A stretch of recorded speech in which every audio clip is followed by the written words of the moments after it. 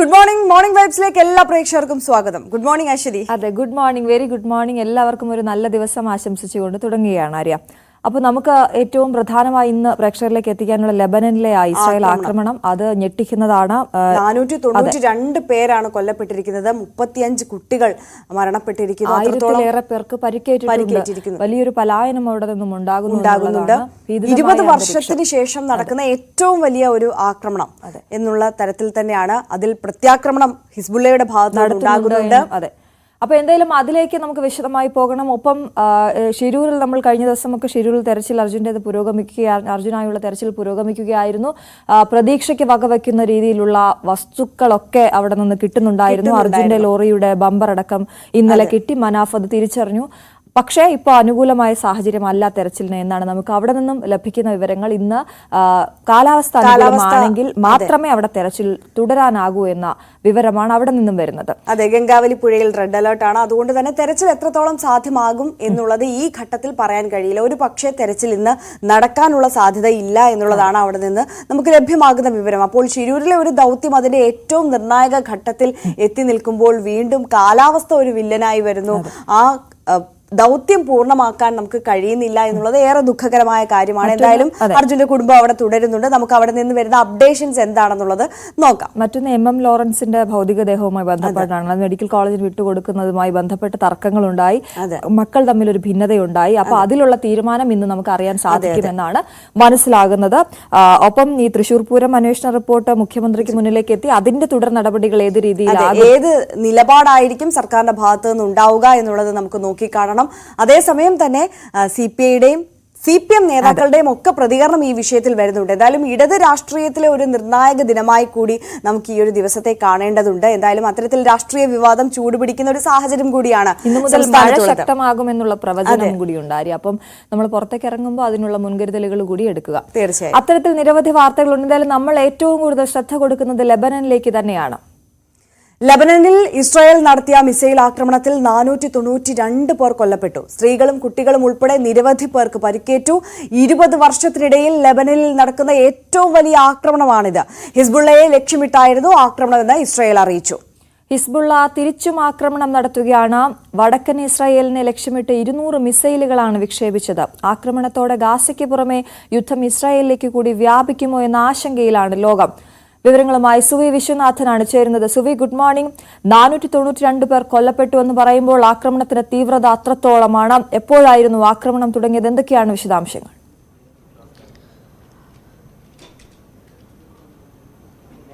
Good morning Aswathy, good morning Arya.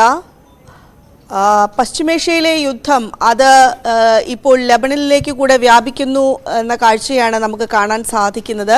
നിരവധി പേർക്കാരാണ് ഈ കൂട്ടക്കുരുതി എന്ന് തന്നെ നമുക്ക് വിശേഷിപ്പിക്കാവുന്ന ആക്രമണത്തിൽ മരിച്ചിരിക്കുന്നത്. 492 പേർക്കാണ് ജീവൻ നഷ്ടപ്പെട്ടിരിക്കുന്നത്. അതിൽ 35 കുട്ടികളും 58 സ്ത്രീകളും ഉൾപ്പെടുന്നുണ്ട്. നിലവിൽ 1645 പേർക്ക് പരിക്കേറ്റു എന്ന വിവരമാണ് പുറത്തേക്ക് വരുന്നത്. വലിയ തോതിലുള്ള ആക്രമണമാണ് ലബനനിൽ നടന്നിരിക്കുന്നത്.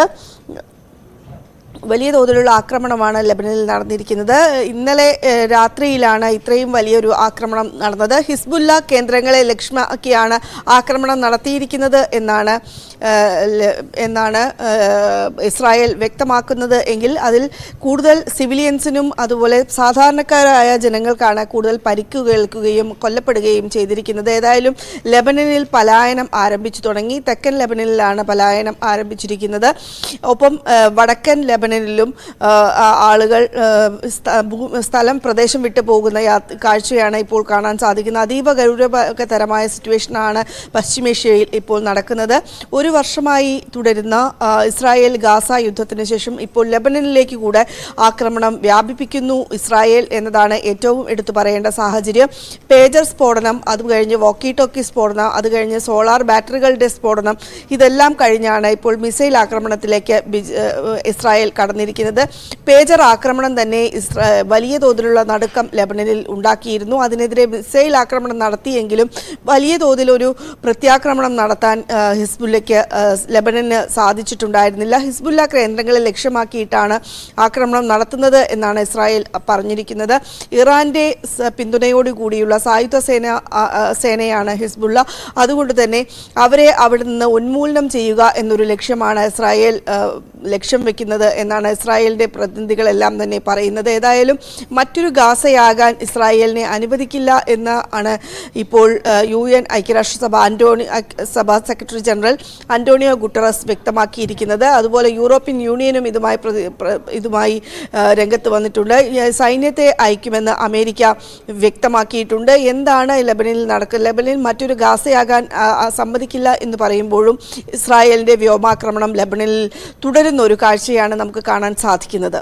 തീർച്ചയായും സുവി സൂചിപ്പിച്ചതുപോലെ തന്നെ നേരത്തെ നമ്മൾ പറഞ്ഞതുപോലെ 2006 ഹിസ്ബുള്ള ഇസ്രായേൽ യുദ്ധത്തിന് ശേഷമുള്ള ഏറ്റവും വലിയ പലായനത്തിനാണ് ഇപ്പോൾ ലെബനൻ സാക്ഷ്യം വഹിക്കുന്നത്. ലെബനനിലെ സ്കൂളുകളും സർവകലാശാലകളും ഒക്കെ ഇതിനോടകം അടച്ചിട്ടുണ്ട്. തെക്ക് നിന്ന് പലായനം ചെയ്യുന്നവർക്കായി അഭയകേന്ദ്രങ്ങൾ സജ്ജമാക്കി തുടങ്ങിയതായി സർക്കാർ അറിയിച്ചിട്ടുണ്ട്. അടിയന്തര ആവശ്യമില്ലാത്ത ശസ്ത്രക്രിയകൾ മാറ്റിവെക്കാൻ അടക്കം ആശുപത്രികൾക്ക് നിർദ്ദേശം നൽകുന്ന ഒരു സാഹചര്യം. അതോടൊപ്പം അശ്വതി, ഇത്തരത്തിൽ ഈ പലായനം ചെയ്യുമ്പോൾ നമുക്കറിയാം ഈ വാഹനങ്ങളൊക്കെ അമിതമായ റോഡിലേക്ക് എത്തുന്നു. ആളുകൾ ഇങ്ങനെ കൂട്ടത്തോടെ പലായനം ചെയ്യുമ്പോഴുള്ള അവിടുത്തെ ഒരു ദുരവസ്ഥ എത്രത്തോളമാണ് തെക്കൻ തുറമുഖ നഗരത്തിലേക്ക് സിദോനിലേക്കാണ് കൂടുതൽ ആളുകൾ എത്തുന്നത്. അപ്പൊ അവിടെ നഗരജീവിതം മൊത്തത്തിൽ ദുഷ്കരമാണ്, സ്തംഭിച്ച മട്ടാണ് എന്നുള്ളതാണ്. സുവി, ഏറ്റവും പ്രധാനപ്പെട്ട കാര്യം ഈ ഹിസ്ബുള്ള കേന്ദ്രങ്ങൾ ലക്ഷ്യമിട്ടാണ് മിസൈൽ ആക്രമണം നടത്തിയെന്ന് ഇസ്രായേൽ അവകാശപ്പെടുമ്പോഴും ഈ മരിച്ചവരിൽ കൂടുതലും പരിക്കേറ്റവരിൽ കൂടുതലും എല്ലാം സാധാരണക്കാരാണ് എന്നുള്ളതാണ് അല്ലെ? തീർച്ചയായും സാധാരണക്കാരാണ് ഏറ്റവും കൂടുതൽ അപകടത്തിൽപ്പെട്ടിരിക്കുന്നത്.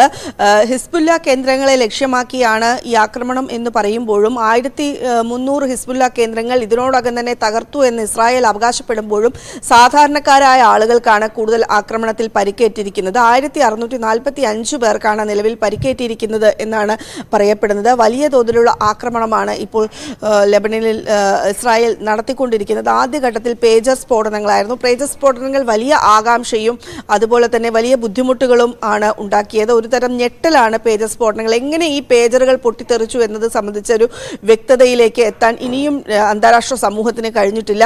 പക്ഷേ ഇസ്രായേലിന്റെ ചാരസംഘടനയായ മൊസാദാണ് അത് നടത്തിയത് എന്ന് സ്ഥിരീകരിക്കാത്ത റിപ്പോർട്ടുകളുണ്ട്. ഇസ്രായേൽ ഇത് സ്ഥിരീകരിച്ചിട്ടില്ല. പക്ഷേ അത് സ്ഥിരീകരിക്കാത്ത റിപ്പോർട്ടുകൾ അത് പുറത്തു വരുന്നുണ്ട്. അതിനുശേഷം വോക്കി ടോക്കികളിലായിരുന്നു സ്ഫോടനം നടത്തിയത്. എങ്ങനെയാണ്? അതായത് ഈ ഹിസ്ബുല്ല പ്രവർത്തിക്കുന്നത് പേജറുകളും മറ്റും ഉപയോഗിച്ചാണ്. കാരണം മൊബൈൽ ആണെങ്കിൽ സാറ്റലൈറ്റ് ലൊക്കേഷൻ വഴി മൊബൈൽ ആരുപയോഗിക്കുന്നു, എങ്ങനെ ഉപയോഗിക്കുന്നു എന്നത് സംബന്ധിച്ച് കണ്ടുപിടിക്കാൻ കഴിയും. എന്നാൽ റേഡിയോ സിഗ്നലുകളാണ് പേജറുകളിൽ ഉപയോഗിക്കുന്നത്. അതുകൊണ്ട് തന്നെ ഈ റേഡിയോ സിഗ്നലുകളിലെ കണ്ടുപിടിക്കാൻ സാധ്യമല്ല എന്നതുകൊണ്ടാണ് പേജറുകൾ ഒരു സുരക്ഷിതമായ ആശയവിനിമയത്തിനുള്ള ഉപാധി എന്ന നിലയിൽ ഹിസ്ബുള്ള ഉപയോഗിച്ചിരുന്നത്. അത് പൊട്ടിത്തെറിച്ചതോടുകൂടി തന്നെ വലിയ തോതിലുള്ള ഒരു പ്രത്യാക്രമണത്തിന് മുതിരുന്നു എന്ന് ഹിസ്ബുള്ള പ്രവചിച്ചിരുന്നുവെങ്കിലും വലിയ തോതിലുള്ള ഒരു പ്രത്യാക്രമണം നടത്താൻ ലെബനന് സാധിച്ചിരുന്നില്ല. എന്നാൽ ഇപ്പോൾ വലിയ തോതിലുള്ള ആക്രമണം ഇസ്രായേലിന്റെ ഭാഗത്തു നിന്ന് ഉണ്ടാവുകയാണ്. ആദ്യം പേജറുകൾ, അതിനുശേഷം വോക്കി ടോക്കികളാണ് പൊക്കിത്തെറിച്ചത്. ആളുകൾക്ക് ഈ ഇലക്ട്രോണിക് എക്യുപ്മെന്റ് കയ്യിൽ വെച്ച് നടക്കാൻ തന്നെ പേടിയുള്ളൊരു സാഹചര്യമാണ് ലെബനനിൽ ഉണ്ടായത്. അതിനുശേഷം വോക്കി ടോക്കികൾ, അതിനുശേഷം സോളാർ ബാറ്ററികൾ എല്ലാം തന്നെ പൊട്ടിത്തെറിക്കുന്ന സാഹചര്യമുണ്ടായി. ഇപ്പോൾ അത് മിസൈൽ ആക്രമണം, വ്യോമാക്രമണത്തിലേക്ക് കടന്നിരിക്കുകയാണ്. വലിയ തോതിലുള്ള വ്യോമാക്രമണമാണ് നടന്നുകൊണ്ടിരിക്കുന്നത്.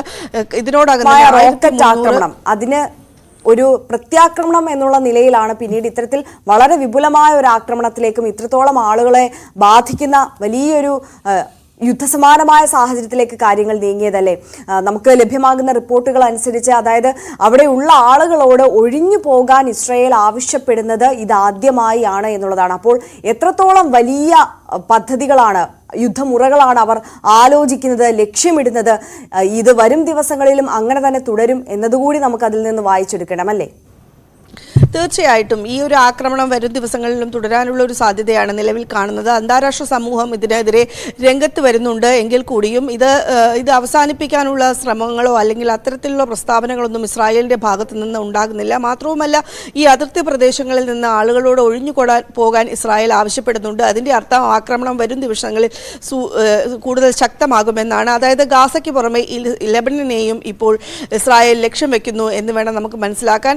ഗാസയിൽ നിരവധി പേരാണ് ഇത്തരത്തിൽ പലായനം ചെയ്ത് പുറത്തുപോയിരിക്കുന്നത്. വടക്കൻ ലെബനനിലും ഇതേപോലെ വലിയ തോതിലുള്ള ആക്രമണം, ഒപ്പം തന്നെ ഈ തുറമുഖ നഗരമായ സിയോണിൽ ജനജീവിതം സ്തംഭിക്കുന്ന ഒരു സാഹചര്യവും ഇപ്പോൾ ഉണ്ടായിട്ടുണ്ട്. അവിടെ നിന്ന് ആളുകൾ കൂട്ടത്തോടെ പലായനം ചെയ്യുകയാണ്. പലായനം ചെയ്യുന്നത് കൊണ്ടുള്ള ബുദ്ധിമുട്ടുകളും ഉണ്ടാകുന്നുണ്ട്. വലിയ തോതിലുള്ള നാശനഷ്ടങ്ങളാണ് ഈ ലെബനനിൽ അതിർത്തി പ്രദേശങ്ങളിലെല്ലാം തന്നെ ഉണ്ടായിരിക്കുന്നത്. വലിയ തോതിൽ ഹിസ്ബുള്ള കേന്ദ്രങ്ങളെയാണ് ലക്ഷ്യമിടുന്നത് എന്ന് പറയുമ്പോൾ പോലും അത് സാധാരണക്കാരെയാണ് ഏറ്റവും കൂടുതൽ ബാധിക്കുന്നത്. 1300ഓളം ഹിസ്ബുള്ള കേന്ദ്രങ്ങളെ ആക്രമിച്ചു എന്നാണ് ഇസ്രായേൽ അവകാശപ്പെടുന്നത്. പക്ഷേ ഈ ഒരു സിറ്റുവേഷൻ അത് വർദ്ധിച്ചു വരുന്ന ഒരു സാഹചര്യമാണ് ഇപ്പോൾ നിലവിലുള്ളത്. അശ്വതി, ആര്യ. തീർച്ചയായും സുവി വിശ്വനാഥനാണ് ഇന്റർനാഷണൽ ഡെസ്കിൽ നിന്ന് വിവരങ്ങൾ നൽകിയത്. എന്തായാലും ലെബനനിലെ സാഹചര്യം അത് അതീവ ദുഷ്കരമായിക്കൊണ്ടിരിക്കുകയാണ്. 492 പേർ കൊല്ലപ്പെടുന്ന സാഹചര്യം എന്ന് പറയുമ്പോൾ അതിന്റെ തീവ്രത നമുക്ക് എല്ലാവർക്കും ഊഹിക്കാം. ജനങ്ങൾ ജീവൻ കയ്യിൽ പിടിച്ചോടുന്ന അവസ്ഥ അതാണ് അവിടെ ഉള്ളത്. അക്ഷരാർത്ഥത്തിൽ എന്തായാലും വിദഗ്ധരടക്കമുള്ളവരുടെ, വിദേശകാര്യ വിദഗ്ധരടക്കമുള്ളവരുടെ നിരീക്ഷണങ്ങൾ നമുക്ക് ഈ വിഷയത്തിൽ വരും മണിക്കൂറുകളിൽ പ്രേക്ഷകരിലേക്ക് എത്തിക്കാൻ സാധിക്കും. നമുക്കിനി ഷിരൂരിലേക്ക് പോകാം. ആര്യ, ഷിരൂരിൽ അർജുനായുള്ള തെരച്ചിൽ ഇന്ന് 4ാം ദിനത്തിലേക്ക്, ഡ്രഡ്ജർ ഉപയോഗിച്ചുള്ള തെരച്ചിൽ 4ാം ദിനത്തിലേക്ക് കടക്കുകയാണ്. റിട്ടയർഡ് മേജർ ജനറൽ ഇന്ദ്രബാലൻ അടയാളപ്പെടുത്തിയ CP4-ലാണ് ഇന്ന് തെരച്ചിൽ നടക്കുക. വരുന്ന 3 ദിവസത്തേക്ക് ഉത്തര കന്നഡ ജില്ലയിൽ റെഡ് അലർട്ട് പ്രഖ്യാപിച്ചിട്ടുണ്ട്. കാലാവസ്ഥ പ്രതികൂലമായാൽ മാത്രം തെരച്ചിൽ താൽക്കാലികമായി നിർത്തിവെക്കുമെന്ന് ജില്ലാ ഭരണകൂടം അറിയിച്ചിട്ടുണ്ട്. അർജുന്റെ ലോറിയുടെ കാര്യമായ ഭാഗങ്ങളൊന്നും ലഭിക്കാത്ത സാഹചര്യത്തിൽ വലിയ കേടുപാടുകളൊന്നും സംഭവിച്ചിട്ടുണ്ടാകില്ല എന്ന നിഗമനത്തിലാണ് ദൌത്യസംഘം. വിവരങ്ങളുമായി KV ബൈജു നമുക്കൊപ്പം ചേരുകയാണ്. Baiju, very good morning.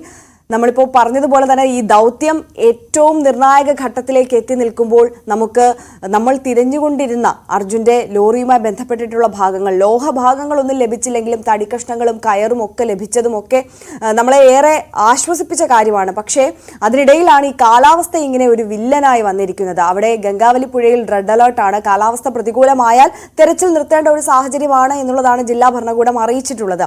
ഇപ്പോൾ എന്താണ് ഷിരൂരിലെ സാഹചര്യം?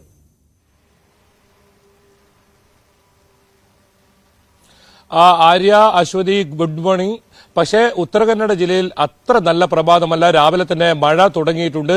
ഇന്നലെയാണ് ഇത്തരത്തിൽ 3 ദിവസത്തേക്ക്, അതായത് വരുന്ന 3 ദിവസത്തേക്ക് റെഡ് അലർട്ട് പ്രഖ്യാപിച്ചിട്ടുള്ളത്. അതുകൊണ്ട് തന്നെ ഇന്ന് തിരച്ചിൽ വലിയ ദുഷ്കരമായിരിക്കും.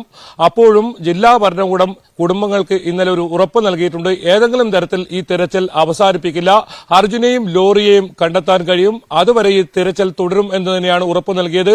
ഏതായാലും ആ ഉറപ്പിന്മേൽ, ആ വിശ്വാസത്തിന്മേലാണ് കുടുംബവുമുള്ളത്. ഏതായാലും ശക്തമായ മഴ ഉണ്ടാകാനുള്ള ഒരു സൂചന തന്നെയാണ് നമുക്കിപ്പോൾ ഈ രാവിലെയും ഇപ്പോൾ ഇവിടെ നിന്നും കാണാൻ സാധിക്കുന്നത്. ഇന്ന് സൂചിപ്പിച്ചതുപോലെ തന്നെ CP4 കേന്ദ്രീകരിച്ചാണ് ഇന്നത്തെ തെരച്ചിൽ. ഏതായാലും കഴിഞ്ഞ ദിവസങ്ങളിലൊന്നും CP4-ൽ കാര്യമായ തെരച്ചിൽ നടത്തിയിട്ടില്ല. അവിടെയാണ് ഇന്ദ്രപാൽ, അദ്ദേഹം അത്തരത്തിൽ ഈ റഡാർ പരിശോധനയിൽ, ഐബോർഡ് ഉപയോഗിച്ചുള്ള റഡാർ പരിശോധനയിൽ ലോറിയുടെ വലിയ ലോഹ സാന്നിധ്യം കണ്ടെത്തിയത്. CP1-ഉം 2-ഉം 3-യും അത് പൂർണ്ണമായും തെരച്ചിൽ നടത്തി കഴിഞ്ഞു. ഇനി CP4 ആണ്. അത് നിർണായകമായ തെരച്ചിലായിരിക്കും ഇന്നുണ്ടാകുക. ലോറി എന്തായാലും കണ്ടെത്താൻ കഴിയുമെന്ന വലിയ പ്രതീക്ഷ ഈ ദൌത്യ സംഘം വെച്ചു പുലർത്തുന്നുണ്ട്. അതുതന്നെയാണ് ഇന്നലെ കാർവാർ MLA-യും കുടുംബത്തിന് ഉറപ്പ് നൽകിയത്. മാധ്യമ വാർത്താ സമ്മേളനത്തിലും അദ്ദേഹം അത് തന്നെയാണ് പറഞ്ഞത്. ഇപ്പോൾ ഡ്രഡ്ജർ ഉപയോഗിച്ചുള്ള തിരച്ചിൽ അത് തീർച്ചയായും അതിൽ വിശ്വാസമുണ്ട്, അതിൽ വിജയം കണ്ടെത്താൻ കഴിയും എന്ന് തന്നെയാണ് അവർ ആത്മവിശ്വാസം പ്രകടിപ്പിച്ചത്. എന്തായാലും ഇന്നത്തെ തെരച്ചിൽ അതുകൊണ്ട് തന്നെ വളരെ നിർണായകമാണ്. ഇന്ദ്രപാൽ അദ്ദേഹം നേരിട്ടെത്തി, അദ്ദേഹത്തിന്റെ മേൽനോട്ടത്തിലാണ് ഇന്ന് തിരച്ചിൽ നടത്തുന്നത് എന്ന പ്രത്യേകത കൂടി ഈ 4ാം ദിനത്തിലുണ്ട്. ഇത് അവസാന ദൌത്യമാണ്. ഏതെങ്കിലും കാരണവശാൽ ഈ തെരച്ചിൽ നിർത്തിവെച്ചാൽ പിന്നീട് അർജുനായോ അല്ലെങ്കിൽ അർജുന്റെ ലോറിക്കായോ കന്നഡികരായ മറ്റ് 2 ലോകേഷും ജഗന്നാഥിനും വേണ്ടിയുള്ള തെരച്ചിലോ ഇനി ഉണ്ടാകില്ല. അത് ഇനി ആ കാണാമറത്ത് തന്നെയായിരിക്കും അർജുൻ. പക്ഷേ അങ്ങനെ ഒരു സാഹചര്യം ഉണ്ടാകാതിരിക്കട്ടെ, അങ്ങനെ ഉണ്ടാകില്ല എന്ന് തന്നെയാണ് ജില്ലാ ഭരണകൂടം ഇപ്പോഴും വ്യക്തമാക്കുന്നത്. എന്നാലും 3 ദിവസത്തേക്കാണ് റെഡ് അലർട്ട് ഉള്ളത്. രാവിലെ മുതൽ തന്നെ കാലാവസ്ഥാ മുന്നറിയിപ്പ് പോലെ മഴ ആരംഭിച്ചിട്ടുണ്ട്. ഇരുണ്ട കാലാവസ്ഥയാണ്. ഏതായാലും വലിയ മഴ വന്ന് അത്തരത്തിൽ മഴ വന്നാൽ മാത്രമേ തിരച്ചിൽ താൽക്കാലികമായി നിർത്തിവെക്കൂ. അതായത് ഇന്ന് മഴയുണ്ടെങ്കിൽ ഇന്നത്തേക്ക് നിർത്തിവെക്കും, പക്ഷേ നാളെ നല്ല കാലാവസ്ഥ ഉണ്ടെങ്കിൽ നാളെ തുടരും. അല്ലാതെ നേരത്തെ പോലെ അനിശ്ചിതകാലത്തേക്ക് നിർത്തിവെക്കുന്ന ഒരു സാഹചര്യമില്ല. കാരണം നമുക്കറിയാം, ഈ ഡ്രഡ്ജർ കടൽ കടന്ന് ഈ പുഴ കടന്ന് ഇത്തരത്തിൽ അഴിമുഖമൊക്കെ കടന്ന് ഗംഗാവലി പുഴയിലെത്താൻ 38 മണിക്കൂറാണ് എടുത്തത്. 1 കോടി രൂപയോളം ചെലവഴിച്ച് ബൈജു, നമുക്കറിയാം എത്രത്തോളം ആ കുടുംബം ഇതിന് പിന്നാലെ നിന്നു, മാധ്യമങ്ങൾ ഇതിന് പിന്നാലെ നിന്നു. അതിനുശേഷമാണ് ഈ ഡ്രഡ്ജർ അങ്ങോട്ടേക്ക് എത്തിക്കുന്നതും നമുക്കൊരു പ്രതീക്ഷ എന്ന വണ്ണം തെരച്ചിൽ ആരംഭിക്കുന്നതും. ഇപ്പോൾ ബൈജു പറഞ്ഞതുപോലെ ഇതിവിടെ അവസാനിപ്പിക്കുകയാണെങ്കിൽ പിന്നീടൊരു തെരച്ചിൽ അത് ഉണ്ടാകില്ല എന്ന് തന്നെ നമ്മൾ കരുതേണ്ടി വരും. അതുകൊണ്ട് ഈ സമ്മർദ്ദം ചെലുത്തുക അല്ലെങ്കിൽ അത് ഡ്രഡ്ജർ അവിടെ തന്നെ തുടരാനുള്ള സാഹചര്യമൊക്കെ എത്രത്തോളമാണ് ബൈജു?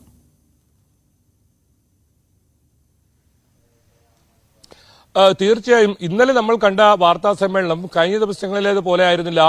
SP ഒക്കെ അത്രത്തോളം കുടുംബത്തോട് ആ രീതിയിൽ ആശ്വസിപ്പിക്കുന്ന ഒരു രംഗമായിരുന്നു കണ്ടത്. SP കഴിഞ്ഞ തവണയൊക്കെ നമുക്കറിയാം വലിയ വിവാദമുണ്ടാക്കിയ SP ആണ്. പക്ഷേ അദ്ദേഹം ഇന്നലെ പെരുമാറിയ രീതി അങ്ങനെയായിരുന്നില്ല. കുടുംബത്തിനെ അത്രത്തോളം ചേർത്ത് വെക്കുന്ന രീതിയിലായിരുന്നു അദ്ദേഹത്തിന്റെ പെരുമാറ്റം. അദ്ദേഹം തന്നെ പറയുന്നുണ്ടായിരുന്നു, ഈ തെരച്ചിൽ എന്ത് വന്നാലും നിർത്തിവെക്കില്ല, നമുക്ക് അർജുനെ കണ്ടെത്തണം, അതുപോലെ തന്നെ കന്നഡികരായി ഞാൻ നേരത്തെ സൂചിപ്പിച്ചതുപോലെ തന്നെ ലോകേഷിനെയും ജഗന്നാഥിനെയും കണ്ടെത്തണം, അതിനായുള്ള തെരച്ചിൽ നിർത്തിവെക്കില്ല. 10 ദിവസമല്ല 12 ദിവസം എടുത്താലും തിരച്ചിൽ തുടരും. മഴ വലിയ തോതിൽ പ്രതികൂലമായാൽ മാത്രമേ തിരച്ചിൽ താൽക്കാലികമായി നിർത്തിവെക്കൂ. പക്ഷേ അത് പിന്നീട് അടുത്ത ദിവസം തുടരുന്ന രീതിയിൽ ആ രീതിയിലാണ് ഇത്തവണ ഈ തെരച്ചിൽ ക്രമീകരിച്ചിരിക്കുന്നത്. എന്തായാലും 3ാം ഘട്ട തിരച്ചിൽ, അത് അവസാന തിരച്ചിൽ. അശ്വതി സൂചിപ്പിച്ചതുപോലെ തന്നെ ഇനി ഈ തിരച്ചിൽ പൂർണ്ണമായും നിർത്തിവെച്ചാൽ അത് ഇനി അർജുനെ കണ്ടെത്താനോ അത്തരത്തിലുള്ള ഒരു തെരച്ചിൽ ഗംഗാവലി പുഴയിൽ ഉണ്ടാകില്ല. ഏതായാലും ഇന്നലെ രാത്രി 11 മണിയോടുകൂടി ഞാൻ ആ ഗംഗാവലി പുഴയുടെ തീരത്ത് പോയിരുന്നു. പക്ഷെ ആ സമയത്ത് വെള്ളം വലിയ തോതിലൊന്നും ഉണ്ടായിരുന്നില്ല. വലിയ പാറക്കൂട്ടങ്ങളൊക്കെ കണ്ടിരുന്നു. ഒരു പക്ഷേ വേലിയിറക്ക സമയമായതുകൊണ്ടായിരിക്കാം അത്തരത്തിൽ വലിയ തോതിൽ വെള്ളം കുറയുന്ന ഒരു സാഹചര്യം ഉണ്ടായത്. ഇന്നലെ പകലും മഴയുണ്ടായിരുന്നു, ഇടവിട്ട് മഴയുണ്ടായിരുന്നു. നമുക്ക് നേരത്തെയൊക്കെ കണ്ടതാണ് ശിരൂരിലെ മഴ, വലിയ തോതിൽ ശക്തമായ കാറ്റും അത്തരത്തിലുള്ളൊരു മഴയാണ് ഇവിടെ ഉണ്ടാകാറുള്ളത്. കഴിഞ്ഞ ദിവസങ്ങൾ വലിയ വെയിലാണെങ്കിൽ ഇപ്പോൾ ആ കാലാവസ്ഥ പൂർണ്ണമായും മാറിയിരിക്കുന്നു. മഴ ഒരു കാലാവസ്ഥ തന്നെയാണ്. ഏതായാലും ഇന്ന് നേവി സജീവമായി ഉണ്ടാകും. ഇന്ദ്രപാൽ അദ്ദേഹം കൂടി ഇന്ന് മേൽനോട്ടം വഹിക്കുന്നതുകൊണ്ട് തന്നെ SDRF-ഉം NDRF-ഉം ഒക്കെ ഉണ്ടാകും. ഏതായാലും ഒരു 9 മണിയോടുകൂടി മാത്രമേ ഇന്ന് തെരച്ചിൽ ആരംഭിക്കൂ. കഴിഞ്ഞ ദിവസങ്ങളിലെല്ലാം 8-8:30 തെരച്ചിൽ ആരംഭിച്ചെങ്കിൽ ഇന്ന് 9 മണിയോടുകൂടി തെരച്ചിൽ ആരംഭിക്കുമെന്നാണ് അധികൃതർ വ്യക്തമാക്കിയത്. ഡ്രഡ്ജർ ഉപയോഗിച്ച് CP4-ലെ മുഴുവൻ മണ്ണും ആ മരങ്ങളും ഒക്കെ മാറ്റേണ്ടതുണ്ട്. ഇത് വളരെ ദുഷ്കരമായ ഒരു പ്രവൃത്തിയാണെന്നുള്ളത്. കാരണം ആ ലക്ഷ്മണന്റെ ചായക്കടയിലെ വലിയ ആൽമരം, ആ ആൽമരം ഉള്ളത് CP4-ലാണ്. ആ ആൽമരം അവിടെ നിന്നും മാറ്റേണ്ടതുണ്ട്. അത് ഡ്രഡ്ജർ ഉപയോഗിച്ച് മാറ്റണം. ഒപ്പം വളരെ സൂക്ഷ്മതയോടെയാണ് ഇന്ന് ഇത്തരത്തിൽ പ്രവൃത്തി നടത്തുന്നത്. കാരണം നമ്മൾ ബൈജു ഇന്നലെയും കണ്ടതാണ് എത്രത്തോളം സൂക്ഷ്മതയോടെയാണ് ഓരോ ഭാഗത്തെ മണ്ണിളക്കി മാറ്റി പരിശോധന നടത്തുന്നത്. എന്തെങ്കിലും ഒരു പൊട്ടും പൊടിയോ എങ്കിലും അർജുനിലേക്കോ മറ്റു 2 പേരിലേക്കോ എത്തുന്നതിന് വേണ്ടി സഹായിക്കുമോ എന്നുള്ള സൂക്ഷ്മമായ പരിശോധനയാണ് അവിടെ നടക്കുന്നത്. ഇന്നലെ നമുക്ക് ലഭിച്ച വസ്തുക്കൾ അത് എത്രത്തോളം നമ്മുടെ ഈ തെരച്ചിലിനെയും അന്വേഷണത്തെയും ഒക്കെ സ്വാധീനിക്കുന്ന, അതിൽ എത്രത്തോളം നിർണായകമായ വസ്തുക്കളാണ് ഇന്നലത്തെ തെരച്ചിലിൽ നമുക്ക് ലഭ്യമായത്?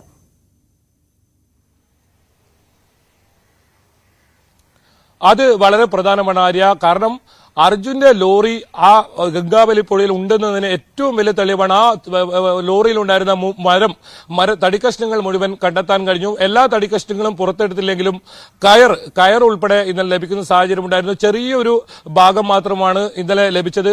ഏതായാലും ഈ വലിയ തോതിലുള്ള ഈ അർജുന്റെ വാഹനത്തിന്റെ ഭാഗങ്ങളൊന്നും തന്നെ ഇതുവരെ കണ്ടെത്താനായിട്ടില്ല. അത് തന്നെയാണ് വലിയ ആശ്വാസം കുടുംബം പറയുന്നത്. കാരണം ലോറി വലിയ തോതിൽ കേടുപാട് സംഭവിച്ചിട്ടുണ്ടാകില്ല. നമുക്ക് ആ ടാങ്കറിന്റെ ലോറിയുടെ ഓരോ ഭാഗങ്ങൾ നമുക്ക് ലഭിച്ചത് കണ്ടാൽ മനസ്സിലാകും. അത്രത്തോളം വലിയ ആഘാതമാണ് ആ ടാങ്കർ ലോറിക്കുണ്ടായത്. ആ ടാങ്കർ ലോറിയുടെ 4 ചക്രങ്ങൾ, അതായത് പിൻവശത്തെ ചക്രങ്ങളാണ് ഇന്നലെ ലഭിച്ചത്. ഒരു പക്ഷേ വലിയ പ്രതീക്ഷ ആ ചക്രങ്ങൾ മുകളിലോട്ട് ഉയർത്തുമ്പോൾ ഉണ്ടായിരുന്നു.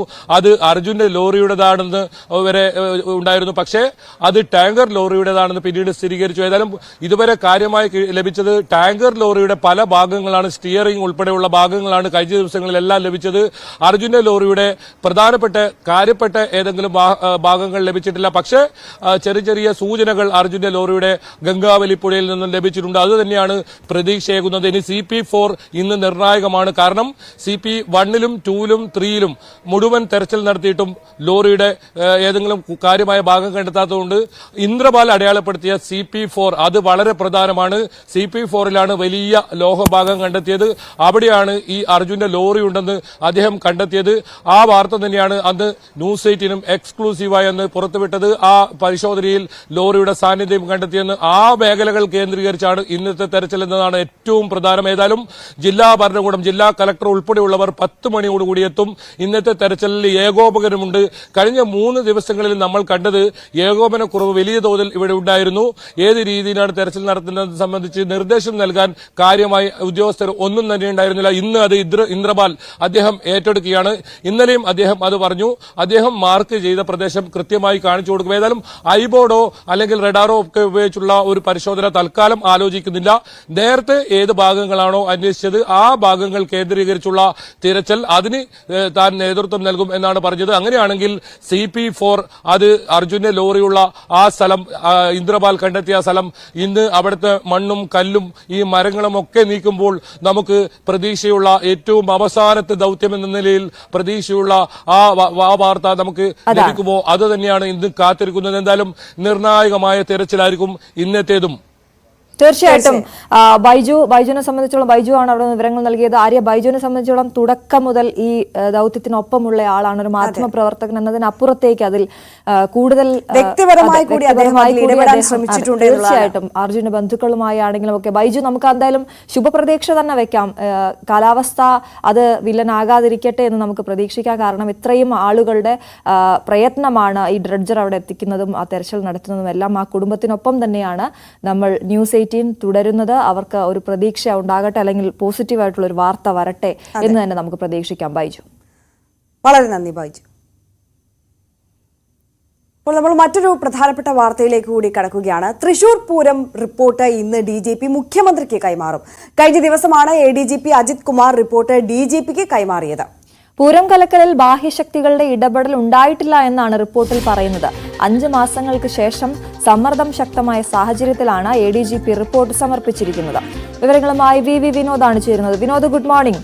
എന്തായാലും ഈ റിപ്പോർട്ട് മുഖ്യമന്ത്രിയിലേക്ക് എത്തുമ്പോൾ മുഖ്യമന്ത്രി എടുക്കുന്ന നിലപാട് അത് നിർണായകമാണ്. കുറെ ചോദ്യങ്ങൾക്കുള്ള ഉത്തരമാണ് മുഖ്യമന്ത്രിയുടെ ഈ കാര്യത്തിലുള്ള തീരുമാനം എന്ന് പറയുന്നത്. എങ്ങനെയാണ് നമ്മൾ പ്രതീക്ഷിക്കേണ്ടത്? നിലവിലെ സാഹചര്യത്തിൽ എന്തായിരിക്കും മുഖ്യമന്ത്രിയുടെ ഭാഗത്തു നിന്നും നമ്മൾ പ്രതീക്ഷിക്കേണ്ടത്? Aswathy, good morning. മുഖ്യമന്ത്രി ഈ റിപ്പോർട്ട് തള്ളുമോ കൊള്ളുമോ എന്ന് തന്നെയാണ് ഏറ്റവും പ്രധാനപ്പെട്ട ചോദ്യമായി അവശേഷിക്കുന്നത്. കാരണം റിപ്പോർട്ടിനെ ചൊല്ലി വലിയ എതിർപ്പ് മുന്നണിക്കുള്ളിൽ തന്നെയുണ്ട്. പ്രധാനമായും CPI ആണ് അത്തരത്തിൽ വലിയ എതിർപ്പ് ഉന്നയിക്കുന്നത്. VS സുനിൽകുമാർ ഇതിനകം തന്നെ റിപ്പോർട്ടിനെതിരെ അദ്ദേഹത്തിന്റെ നിലപാട് വ്യക്തമാക്കി കഴിഞ്ഞു. വിശ്വാസയോഗ്യമല്ല ഈ റിപ്പോർട്ട് എന്ന കാര്യം അദ്ദേഹം വ്യക്തമാക്കി കഴിഞ്ഞു. ബിനോയ് വിശ്വം അദ്ദേഹം വിദേശയാത്രയിലാണ്, അദ്ദേഹം മടങ്ങിയെത്തുകയാണ്. അദ്ദേഹത്തിന്റെ പ്രതികരണത്തിനും വലിയ പ്രാധാന്യമുണ്ട്. മുഖ്യമന്ത്രിയാണ് ഇനി ഈ നിർണായക തീരുമാനമെടുക്കാനുള്ളത്. ആഭ്യന്തര സെക്രട്ടറിയിൽ നിന്ന് മുഖ്യമന്ത്രിക്ക് ഇന്ന് റിപ്പോർട്ട് ലഭിക്കും. റിപ്പോർട്ട് 1300 പേജുള്ളതാണ്. അതിൽ തന്നെ നിരവധി ചിത്രങ്ങൾ കൂടി അടങ്ങിയതാണ് ഈ റിപ്പോർട്ട്. അതായത് തൃശൂർ പൂരത്തിന് ഒരുക്കുന്ന സുരക്ഷാ സംവിധാനങ്ങൾ എങ്ങനെയെന്ന് വ്യക്തമാക്കുന്ന തരത്തിലുള്ള ഒട്ടേറെ ചിത്രങ്ങൾ കൂടി ഉണ്ട്. 5 മാസമായി ഇത്തരത്തിൽ ഈ ഒരു റിപ്പോർട്ടുമായി ബന്ധപ്പെട്ട കാര്യങ്ങൾ ADGPയുടെ പരിഗണനയിലുണ്ട്. വിവാദമായ ശേഷമാണ് തിരക്കിട്ട് റിപ്പോർട്ട് മുഖ്യമന്ത്രിയുടെ ഓഫീസിന് കൈമാറുന്നത്. അതുവരെ ഈ റിപ്പോർട്ട് മുഖ്യമന്ത്രിയുടെ ഓഫീസിന് കൈമാറുകയോ ഇത് സംബന്ധിച്ച വിവരങ്ങൾ ADGPയുടെ ഓഫീസ് പുറത്തുവിടുകയോ ഒന്നും തന്നെ ചെയ്തിരുന്നില്ല. അവിടെയാണ് ചില സംശയങ്ങൾ ഉണ്ടായതും. എന്തുകൊണ്ട് ഇത്ര കാലതാമസം ഉണ്ടായി? PV അൻവറിന്റെ വെളിപ്പെടുത്തലിന് പിന്നാലെ RSS നേതാക്കളെ ADGP കണ്ടു എന്ന കാര്യം വെളിപ്പെടുകയും CPI ഉൾപ്പെടെയുള്ള ഘടകകക്ഷികൾ തൃശൂർ പൂരം അലങ്കോലപ്പെട്ടതിൽ ADGPയുടെ പങ്ക് സംശയിക്കുകയും ചെയ്ത സാഹചര്യത്തിലാണ് റിപ്പോർട്ട് പുറത്തു വരുന്നത് തന്നെ. മുഖ്യമന്ത്രിയുടെ വാർത്താ സമ്മേളനത്തിൽ ആണ് അദ്ദേഹം ഈ പരസ്യമായി ഈ റിപ്പോർട്ടിനെ കുറിച്ചൊരു കാര്യം പറയുന്നത്. 24-ന്, അതായത് ഇന്ന് റിപ്പോർട്ട് വേണമെന്ന് ആവശ്യപ്പെട്ടുകൊണ്ടുള്ള മുഖ്യമന്ത്രിയുടെ പരാമർശവും ഉണ്ടായത്. എന്തുകൊണ്ടാണ് ഇത്ര പ്രാധാന്യം നൽകാതെ പോയത് എന്ന കാര്യത്തിൽ കൂടി സംശയമുണ്ട്. കാരണം വലിയ വിവാദമായ ഒരു കാര്യമാണ്. അതിലാണ് അന്വേഷണം പ്രഖ്യാപിച്ചത്. എന്നാൽ വിവാദങ്ങൾ ഉയർന്നു വരേണ്ടി വന്നു. ഇത്തരത്തിൽ റിപ്പോർട്ട് ഉണ്ട് അല്ലെങ്കിൽ അതിന്റെ അന്വേഷണം നടക്കുന്നു എന്ന് പോലും പറയുന്നതിന് വേണ്ടി ആ കാര്യങ്ങളൊക്കെയുമാണ് ചർച്ച ചെയ്യപ്പെടുന്നത്. ഏതായിരുന്നാലും എം.ആർ. അജിത് കുമാറിനെ സംബന്ധിച്ച് മുഖ്യമന്ത്രിയുടെ ഒരു സംരക്ഷിത കവചം അദ്ദേഹത്തിനുണ്ട്. എന്നാൽ മറ്റിടങ്ങളിൽ നിന്ന്, ഇടതുമുന്നണിയിൽ നിന്ന് ആ തരത്തിലുള്ള ഒരു സംരക്ഷണം എം.ആർ. അജിത് കുമാറിന് ലഭിക്കുന്നില്ല. പി വി അൻവർ ആരോപണങ്ങൾ ഉന്നയിച്ചു. പക്ഷെ പി വി അൻവറിന് പോലും മാറി നിൽക്കേണ്ടി വരുന്ന ഒരു സാഹചര്യമാണ്. അദ്ദേഹത്തിന്റെ ആരോപണങ്ങൾ അന്വേഷിക്കാൻ ഒരു DGP നേതൃത്വത്തിൽ സംഘത്തെ നിയോഗിച്ചു എന്ന മുഖ്യമന്ത്രിയുടെ പ്രസ്താവന. ആ അന്വേഷണം തീരട്ടെ എന്ന നിലപാട്. അതിനപ്പുറത്തേക്ക് മറ്റു കാര്യങ്ങളൊന്നുമില്ല. സാമ്പത്തിക ഇടപാടുകൾ സംബന്ധിച്ച കാര്യങ്ങൾ പരിശോധിക്കാൻ വിജിലൻസ് ഡയറക്ടറെയും ചുമതലപ്പെടുത്തി എന്നതിനപ്പുറത്തേക്ക് ഈ സ്ഥാനത്ത് നിന്ന് അജിത് കുമാറിനെ മാറ്റി നിർത്തിയുള്ള അന്വേഷണം എന്ന ആവശ്യത്തോട് മുഖ്യമന്ത്രി മുഖം തിരിച്ചു നിൽക്കുകയാണ്. അവിടെയാണ് CPIയുടെ നിലപാട് ഇനി എന്ത് എന്ന കാര്യം വ്യക്തമാകുന്നത്. അന്വേഷണം തീരുന്നവരെ കാത്തിരിക്കാൻ CPI തയ്യാറാകുമോ? ഇതുവരെയുള്ള വിവരങ്ങളുടെ അടിസ്ഥാനത്തിൽ ADGPക്കെതിരെയുള്ള നിലപാട് കടുപ്പിക്കുമോ? ഇതെല്ലാം തന്നെ വലിയ ചോദ്യചിഹ്നമായി അവശേഷിക്കുന്നുണ്ട്. പാർട്ടി സമ്മേളനങ്ങൾ ഒരു വശത്ത് നടക്കുന്നു. തദ്ദേശ തിരഞ്ഞെടുപ്പിനുള്ള ഒരുക്കങ്ങളിലേക്ക് പാർട്ടികൾ പോവുകയാണ്. ആ ഒരു ഘട്ടത്തിലാണ് ഇങ്ങനെ ഒരു പോലീസ് ഉദ്യോഗസ്ഥനെ ചൊല്ലിയുള്ള തർക്കം മുന്നണിക്കുള്ളിൽ രൂക്ഷമായിരിക്കുന്നത്. ഏതായിരുന്നാലും ഇ.പി. ജയരാജന്റെ സാഹചര്യമാണ് പലരും ചൂണ്ടിക്കാട്ടുന്നത്. BJP നേതാവുമായി നടത്തിയ കൂടിക്കാഴ്ചയുടെ അടിസ്ഥാനത്തിൽ അദ്ദേഹത്തിന് കൺവീനർ സ്ഥാനത്ത് നിന്ന് പുറത്തേക്ക് പോകേണ്ടി വന്നു. അതിനേക്കാൾ BJPയേക്കാൾ അങ്ങനെ ഒരു തീവ്ര ഹിന്ദു നിലപാട് സ്വീകരിക്കുന്ന അങ്ങനെ ഒരു കോർ ഗ്രൂപ്പായ RSS നേതാക്കളെ കണ്ട അജിത് കുമാറിന് എന്നാൽ മറ്റു നടപടികളൊന്നും തന്നെ നേരിടേണ്ടി വരുന്നുമില്ല. എന്തുകൊണ്ട് രണ്ടുപേർക്ക് രണ്ട് നീതി എന്ന ചോദ്യം കൂടി അവശേഷിക്കപ്പെടുകയാണ്. അശ്വതി, ആര്യ. തീർച്ചയായും VV വിനോദാണ് വിവരങ്ങൾ നൽകിയത്. വിനോദ് സൂചിപ്പിച്ചതുപോലെ തന്നെ ഈ തൃശൂർ പൂരം കലങ്ങിയതുമായി ബന്ധപ്പെട്ട് ADGP സമർപ്പിച്ച റിപ്പോർട്ട് മുഖ്യമന്ത്രി തള്ളുമോ കൊള്ളുമോ എന്നുള്ളതാണ് ഏറെ ആകാംക്ഷയോടെ രാഷ്ട്രീയ കേരളം നോക്കിക്കാണുന്നത്. അശ്വതി, അതിന്റെ തീരുമാനം ഇന്നറിയാമെന്നുള്ളതാണ്. നമ്മൾ നോക്കും മറ്റൊരു വാർത്ത പരിശോധിക്കുമ്പോൾ മുഖ്യമന്ത്രിയുടെ രാജി ആവശ്യപ്പെട്ട് ഇന്ന് സംസ്ഥാന വ്യാപകമായി കോൺഗ്രസ് ബ്ലോക്ക് കമ്മിറ്റികളുടെ പ്രതിഷേധ കൂട്ടായ്മ. 28-ന് തേക്കിൻകാട് മൈതാനത്ത് പ്രതിഷേധ മഹാസമ്മേളനവും സംഘടിപ്പിക്കും. തൃശൂർ ജില്ലയിലെ 26 ബ്ലോക്ക് കോൺഗ്രസ് കമ്മിറ്റികൾ ഒഴികെയുള്ള 256 ബ്ലോക്ക് കോൺഗ്രസ് കമ്മിറ്റികളുടെ നേതൃത്വത്തിലാകും 24-ന് പ്രതിഷേധ കൂട്ടായ്മ നടത്തുക. 28-ന് തൃശൂരിൽ മഹാപ്രതിഷേധ സമ്മേളനം നടക്കുന്നതിനാലാണ് 24-ലെ പരിപാടിയിൽ നിന്ന് തൃശൂരിനെ ഒഴിവാക്കിയത്. അപ്പം നിരവധി വാർത്തകൾ ഇനിയും പ്രേക്ഷകരിലേക്ക് എത്തിക്കാനുണ്ട്. നമുക്കൊരു ഇടവേള എടുത്ത ശേഷം മടങ്ങിയെത്താം. അതെ.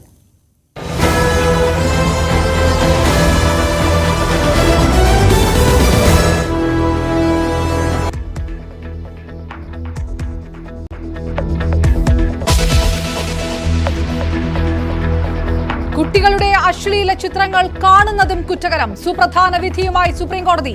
ദൃശ്യങ്ങൾ ഡൗൺലോഡ് ചെയ്ത് സൂക്ഷിച്ചാലും പോക്സോ കേസ്. ചൈൽഡ് പോർണോഗ്രാഫി എന്ന പദം ഉപയോഗിക്കരുതെന്നും ഉത്തരവ്.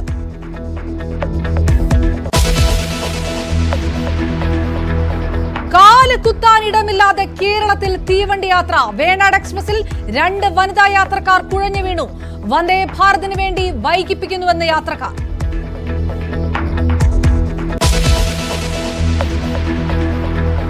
രാജ്യ തലസ്ഥാനത്ത് മുഖ്യമന്ത്രിയായി ചുമതലയേറ്റ അതിഷി മർലേന. കേജ്രിവാളിന്റെ കസേര ഒഴിച്ചിട്ടു. ഭരതനെ പോലെ ഭരിക്കുമെന്ന അതിഷി. നാടകമെന്ന് പരിഹസിച്ച് BJP.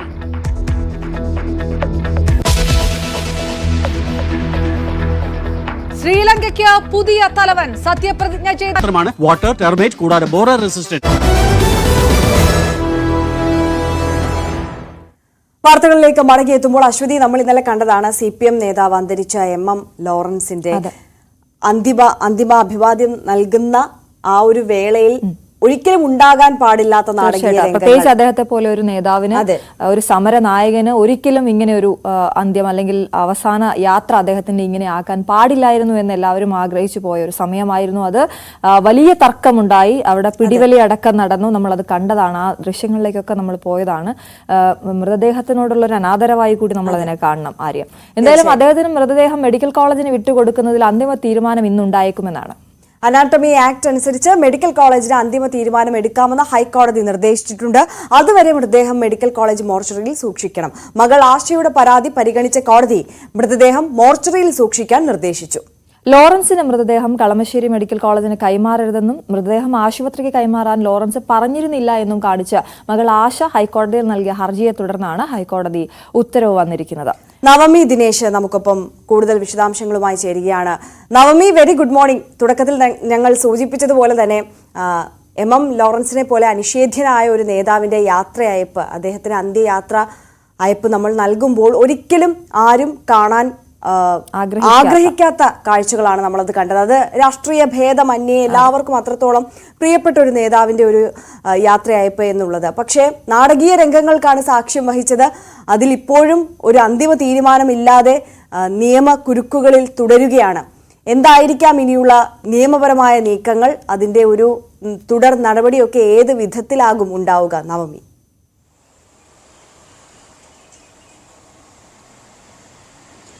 Very good morning Aswathy, Arya. നിങ്ങൾ സൂചിപ്പിച്ചതുപോലെ തന്നെ എം ലോറൻസിനെ പോലെ മുതിർന്ന ഒരു കമ്മ്യൂണിസ്റ്റുകാരൻ, അദ്ദേഹത്തിന്റെ സംഭാവനകൾ നമ്മുടെ കേരളത്തിൽ അല്ലെങ്കിൽ കമ്മ്യൂണിസ്റ്റ് പ്രസ്ഥാനത്തിൽ എത്രമാത്രം വലുതാണെന്ന് നമുക്ക് ഓരോരുത്തർക്കും അറിയാം. പക്ഷേ അദ്ദേഹത്തെ പോലൊരു വ്യക്തിയുടെ അവസാന നിമിഷം അല്ലെങ്കിൽ സംസ്കാര ചടങ്ങുകൾക്ക് ഒക്കെ മരണം കഴിഞ്ഞുള്ള സമയത്തൊക്കെ എന്തൊക്കെയാണ് സംഭവിച്ചതെന്ന് നമ്മൾ ഇന്നലെ കണ്ടതാണ്.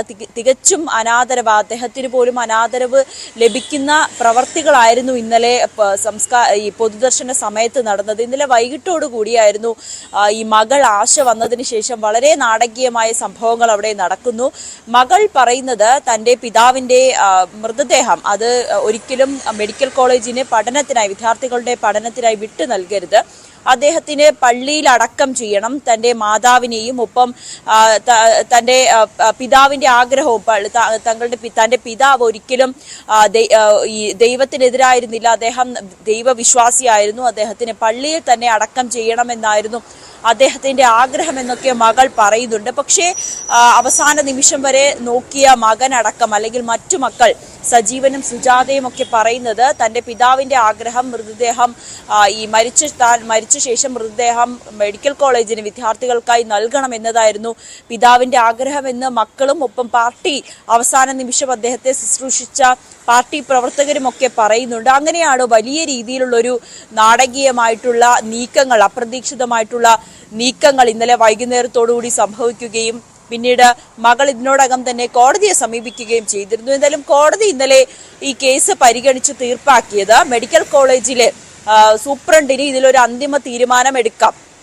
എന്ത് തീരുമാനമാണ് എടുക്കുന്നത്? ഈ അനാട്ടമി നിയമപ്രകാരമുള്ളൊരു തീരുമാനമെടുക്കാം. അതിന് ഒപ്പം മക്കളുടെ ഈ ആശയുടെ ആശങ്ക കൂടി പരിഗണിക്കണം എന്നുകൂടി ഇന്നലെ ഹൈക്കോടതിയിൽ നിന്നും ഉത്തരവിട്ടിരുന്നു. ഇതിന്റെ അടിസ്ഥാനത്തിൽ ഇപ്പോൾ മൃതദേഹം മെഡിക്കൽ കോളേജിലേക്ക് തന്നെ നൽകാനും മോർച്ചറിയിൽ സൂക്ഷിക്കുവാനും തീരുമാനമായിട്ടുണ്ട്. ഇപ്പോഴും മൃതദേഹം മോർച്ചറിയിൽ തന്നെയാണ്. എന്തായാലും ആശുപത്രിയിൽ മെഡിക്കൽ കോളേജ് സൂപ്രണ്ട് മക്കളെ വിളിച്ചു വരുത്തിയ ശേഷം അവരോട് വിശദമായിട്ടുള്ളൊരു കാര്യങ്ങൾ ചോദിച്ചറിയും. അതിനിടയിൽ ഈ സജീവന്റെ കയ്യിൽ അവസാന നിമിഷം, ഈ ലോറൻസിന്റെ അവസാന നിമിഷങ്ങൾ സജീവനായിരുന്നു ഒപ്പം ഉണ്ടായിരുന്നത്. ഈ മകന്റെ കയ്യിൽ ഏതെങ്കിലും തരത്തിലുള്ളൊരു തെളിവുണ്ടോ, അതായത് അവസാന നിമിഷം തന്റെ മൃതദേഹം മെഡിക്കൽ കോളേജിന് നൽകണമെന്ന് ലോറൻസ് പറഞ്ഞതായിട്ടുള്ള തെളിവുകളുണ്ടെങ്കിൽ അതും ഹാജരാക്കാമെന്ന് ഇന്നലെ കോടതി പറഞ്ഞിരുന്നു. അങ്ങനെയാണെങ്കിൽ സൂപ്രണ്ടിന് മുന്നിൽ അതും മകരെന്ന് ഹാജരാക്കും. അതിനോടൊപ്പം തന്നെ ഇനിയും കോടതിയെ സമീപിക്കാതെ പാർട്ടി തലത്തിൽ തന്നെ മകളുമായി ചർച്ച ചെയ്ത് ഒരു ഒത്തുതീർപ്പിലെത്തണം എന്നുള്ളൊരു ആവശ്യം കൂടി പാർട്ടി പ്രവർത്തകർ പറയുന്നുണ്ട്. കാരണം ഇനിയും അദ്ദേഹത്തിന്റെ മൃതദേഹം മോർച്ചറിയിൽ സൂക്ഷിക്കുന്നത് ശരിയല്ല, പ്രായാധിക്യമുണ്ടായ ഒരു വ്യക്തി കൂടിയായിരുന്നു. അങ്ങനെയാണെങ്കിൽ ഇനിയും മോർച്ചറിയിൽ സൂക്ഷിക്കാതെ മകളുമായി സംസാരിച്ച് ഇതൊരു പരിഹാരത്തിലെത്തണം എന്നുള്ളൊരു ആവശ്യം കൂടി പാർട്ടിയിലെ ഒരു വിഭാഗം ആളുകൾ പറയുന്നുണ്ട്. അങ്ങനെയാണെങ്കിൽ മകളുമായി സംസാരിച്ച് ഇത് രണ്ടു കൂട്ടർക്കും സമ്മതപ്രകാരമായിട്ടുള്ള ഒരു തീരുമാനത്തിലേക്ക് എത്തുവാനും ഉള്ളൊരു സാധ്യതയുമുണ്ട്. എന്തായാലും മെഡിക്കൽ കോളേജ് സൂപ്രണ്ടാണ് ഇതിലൊരു അന്തിമമായിട്ടുള്ള ഒരു തീരുമാനം എടുക്കേണ്ടത്. മക്കളെ കൂടി കേട്ടതിന് ശേഷമായിരിക്കും ഒരു തീരുമാനം ഉണ്ടാകുക. ഈ അനാട്ടമി നിയമപ്രകാരം അത് കൃത്യമായിട്ടുള്ളൊരു തെളിവുകൾ അല്ലെങ്കിൽ എഴുതി വെക്കപ്പെട്ടിട്ടില്ലെങ്കിലും രണ്ടോ അതിലധികമോ ആളുകളോട് ഈ വ്യക്തിക്ക് തന്റെ മൃതദേഹം ഇങ്ങനെ മെഡിക്കൽ കോളേജിന് നൽകണമെന്ന് പറഞ്ഞിട്ടുണ്ടെങ്കിൽ അത് തെളിവായി പരിഗണിക്കാം എന്നുകൂടിയാണ് അനാട്ടമി നിയമപ്രകാരമുള്ളത്. അങ്ങനെയാണെങ്കിൽ ലോറൻസിന്റെ മൃതദേഹം കോളേജിലേക്ക് തന്നെ നൽകാനായിരിക്കും സൂപ്രണ്ട് തീരുമാനമെടുക്കുക. എന്തായാലും ഇന്ന് തന്നെ നമുക്ക് ഇതിലൊരു അന്തിമമായിട്ടുള്ളൊരു തീരുമാനം ഉണ്ടാകാനാണ് സാധ്യത. അതാണ് നവമി ദിനേശാണ് വിവരങ്ങൾ നൽകുന്നത്. നവമി, ഒന്ന് തുടരണം. ഇന്ന് ഈ ബലാത്സംഗ കേസിൽ നടൻ സിദ്ദിഖിന്റെ മുൻകൂർ ജാമ്യാപേക്ഷയിൽ ഹൈക്കോടതി വിധി വരികയാണല്ലോ. തിരുവനന്തപുരം മ്യൂസിയം പോലീസ് രജിസ്റ്റർ ചെയ്ത കേസിലാണ് താരം മുൻകൂർ ജാമ്യാപേക്ഷ നൽകിയത്. ഈ വിഷയത്തിൽ നമ്മൾ എന്താണ് പ്രതീക്ഷിക്കേണ്ടത്? സിദ്ദിഖിന് ജാമ്യാപേക്ഷ പരിഗണിക്കുമ്പോൾ എന്തൊക്കെ കാര്യങ്ങളാണ് സിദ്ദിഖ് ആവശ്യപ്പെട്ടിട്ടുള്ളത്? ഒപ്പം അദ്ദേഹത്തിന്റെ എതിർവാദങ്ങൾ ഏത് രീതിയിലാണ്?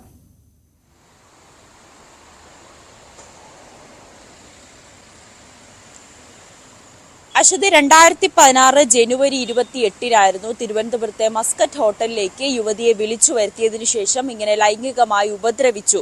അന്ന് ആ പെൺകുട്ടി പ്രായപൂർത്തിയായിരുന്നില്ല എന്നുകൂടി പറയുന്നുണ്ട്. അങ്ങനെയാണ് ഈ കേസ്. ഇതിനു മുൻപ് തന്നെ ഈ പെൺകുട്ടി പരാതി നൽകിയതായിരുന്നു. പക്ഷെ അന്ന് വേണ്ട വിധത്തിലുള്ള ഒരു അന്വേഷണം ഈ കേസുമായി ബന്ധപ്പെട്ട് നടന്നിരുന്നില്ല.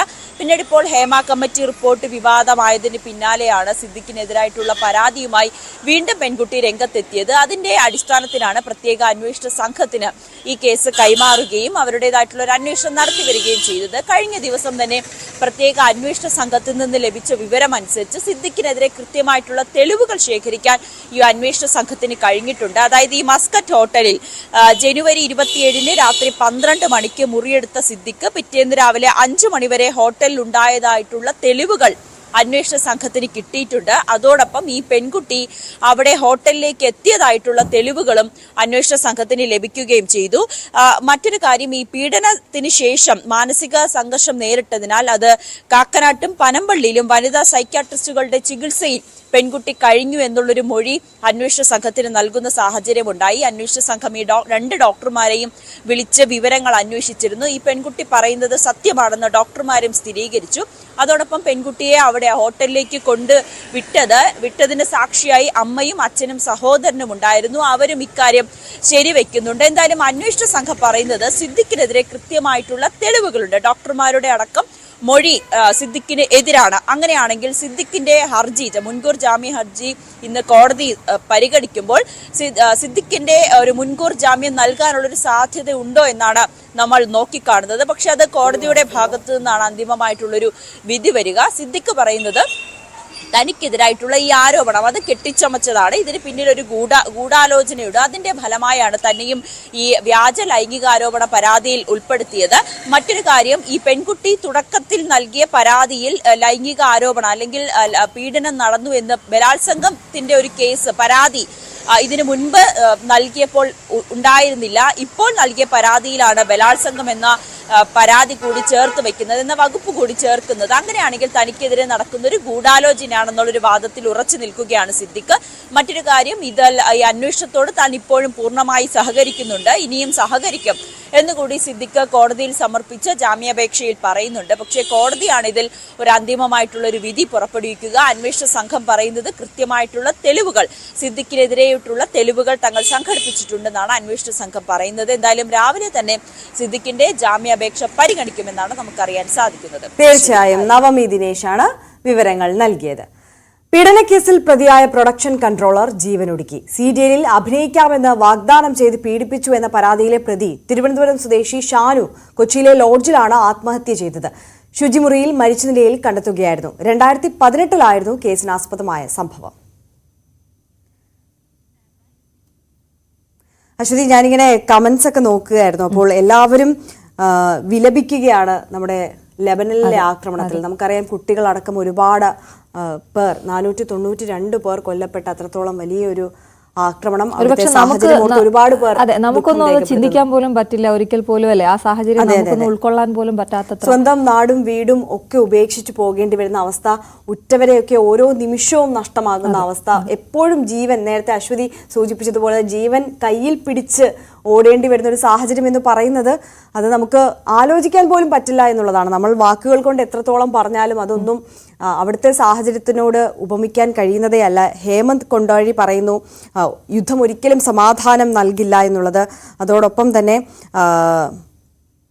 ഇത്തരത്തിൽ ഭൂമിയിൽ ജനിച്ചു പോയ എന്ന കാരണത്താൽ മരണമടഞ്ഞ മുഴുവൻ പാവം കുരുന്നുകൾക്കും പ്രണാമം എന്ന് പറയുന്നുണ്ട് രാകേഷ് പത്മനാഭൻ. എരിവ് കയറ്റിവിട്ട ഇറാൻ ഇതെല്ലാം കണ്ട് ചിരിക്കുന്നു എന്നുള്ളതാണ് റോബിൻ ഫിലിപ്പിന്റെ അഭിപ്രായം. സന്തോഷം വാരി വിതറുകയാണല്ലോ ഇസ്രയേൽ എന്നാണ് KV രഞ്ജിത്ത് കാലടി പറഞ്ഞിരിക്കുന്നത്. പക്ഷെ അദ്ദേഹം അതൊരു സർക്കാസ്റ്റിക്കായി പറഞ്ഞിരിക്കുകയാണ്.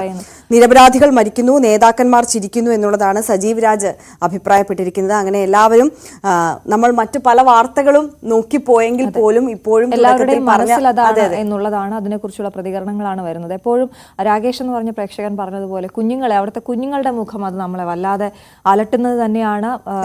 വളരെ നവജാത ശിശുക്കൾ തുടങ്ങി എത്രയോ കുഞ്ഞുങ്ങൾ അവിടെ മരിച്ചു കഴിഞ്ഞു, എത്രയോ പേർ പരിക്കേറ്റ് ചികിത്സയിൽ കഴിയുന്നു. 1500-ലേറെ പേർക്ക് പരിക്കെന്ന് പറയുമ്പോൾ ആരും ഒന്ന് ആലോചിച്ച് നോക്കും. നമുക്ക് ചിന്തിക്കാനാകുന്നതിലും അപ്പുറത്താണ് അവിടുത്തെ അവസ്ഥ. ഗാസയിലെ സാഹചര്യം എന്താണ് എന്നുള്ളത് നമ്മൾ കണ്ടുകൊണ്ടിരിക്കുന്നതുമാണ്. എന്തായാലും അവിടുത്തെ യുദ്ധമുഖത്തിലെ സാഹചര്യങ്ങൾ വരും മണിക്കൂറുകളിൽ, വരും നിമിഷങ്ങളിലൊക്കെ അപ്ഡേറ്റുകൾ കൃത്യമായി ഞങ്ങൾ പ്രേക്ഷകരിലേക്ക് എത്തിക്കുന്നതായിരിക്കും. മറ്റൊരു വാർത്തയിലേക്ക് കടക്കുകയാണ്. UN-ലെ ഇന്ത്യയുടെ സ്ഥിരാംഗത്വത്തിന് അമേരിക്കയുടെ പിന്തുണ.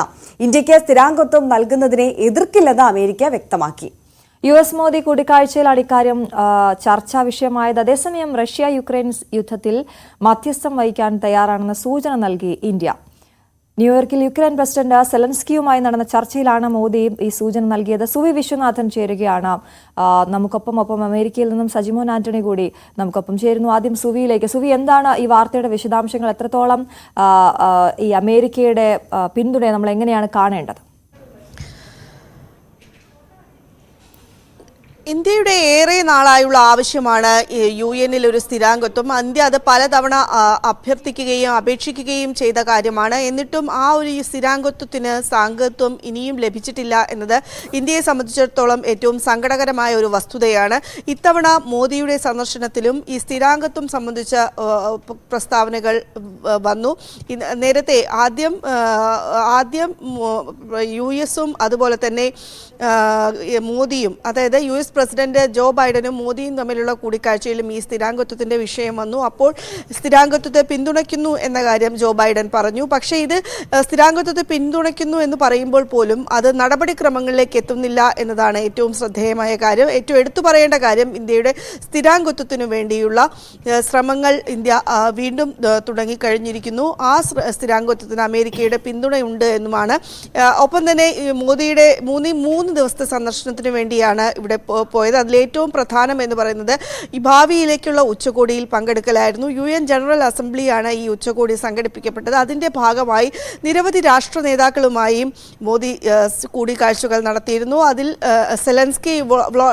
സെലൻസ്കിയുമായി, ഉക്രൈൻ പ്രസിഡന്റ് സെലൻസ്കിയുമായി മോദിയുടെ കൂടിക്കാഴ്ച നിർണായകമായിരുന്നു. അതിൽ നേരത്തെ തന്നെ ഇന്ത്യ ഇക്കാര്യത്തിൽ ഒരു തങ്ങളുടെ നിലപാട് വ്യക്തമാക്കിയതാണ്. റഷ്യ യുക്രൈൻ യുദ്ധത്തിൽ മധ്യസ്ഥത വഹിക്കാൻ തങ്ങൾ തയ്യാറാണ് എന്ന് സൂചന നൽകുന്ന തരത്തിലുള്ള പ്രസ്താവനയാണ് ഇവരുടെ ഭാഗത്ത് നിന്ന് ഉണ്ടായിരിക്കുന്നത്.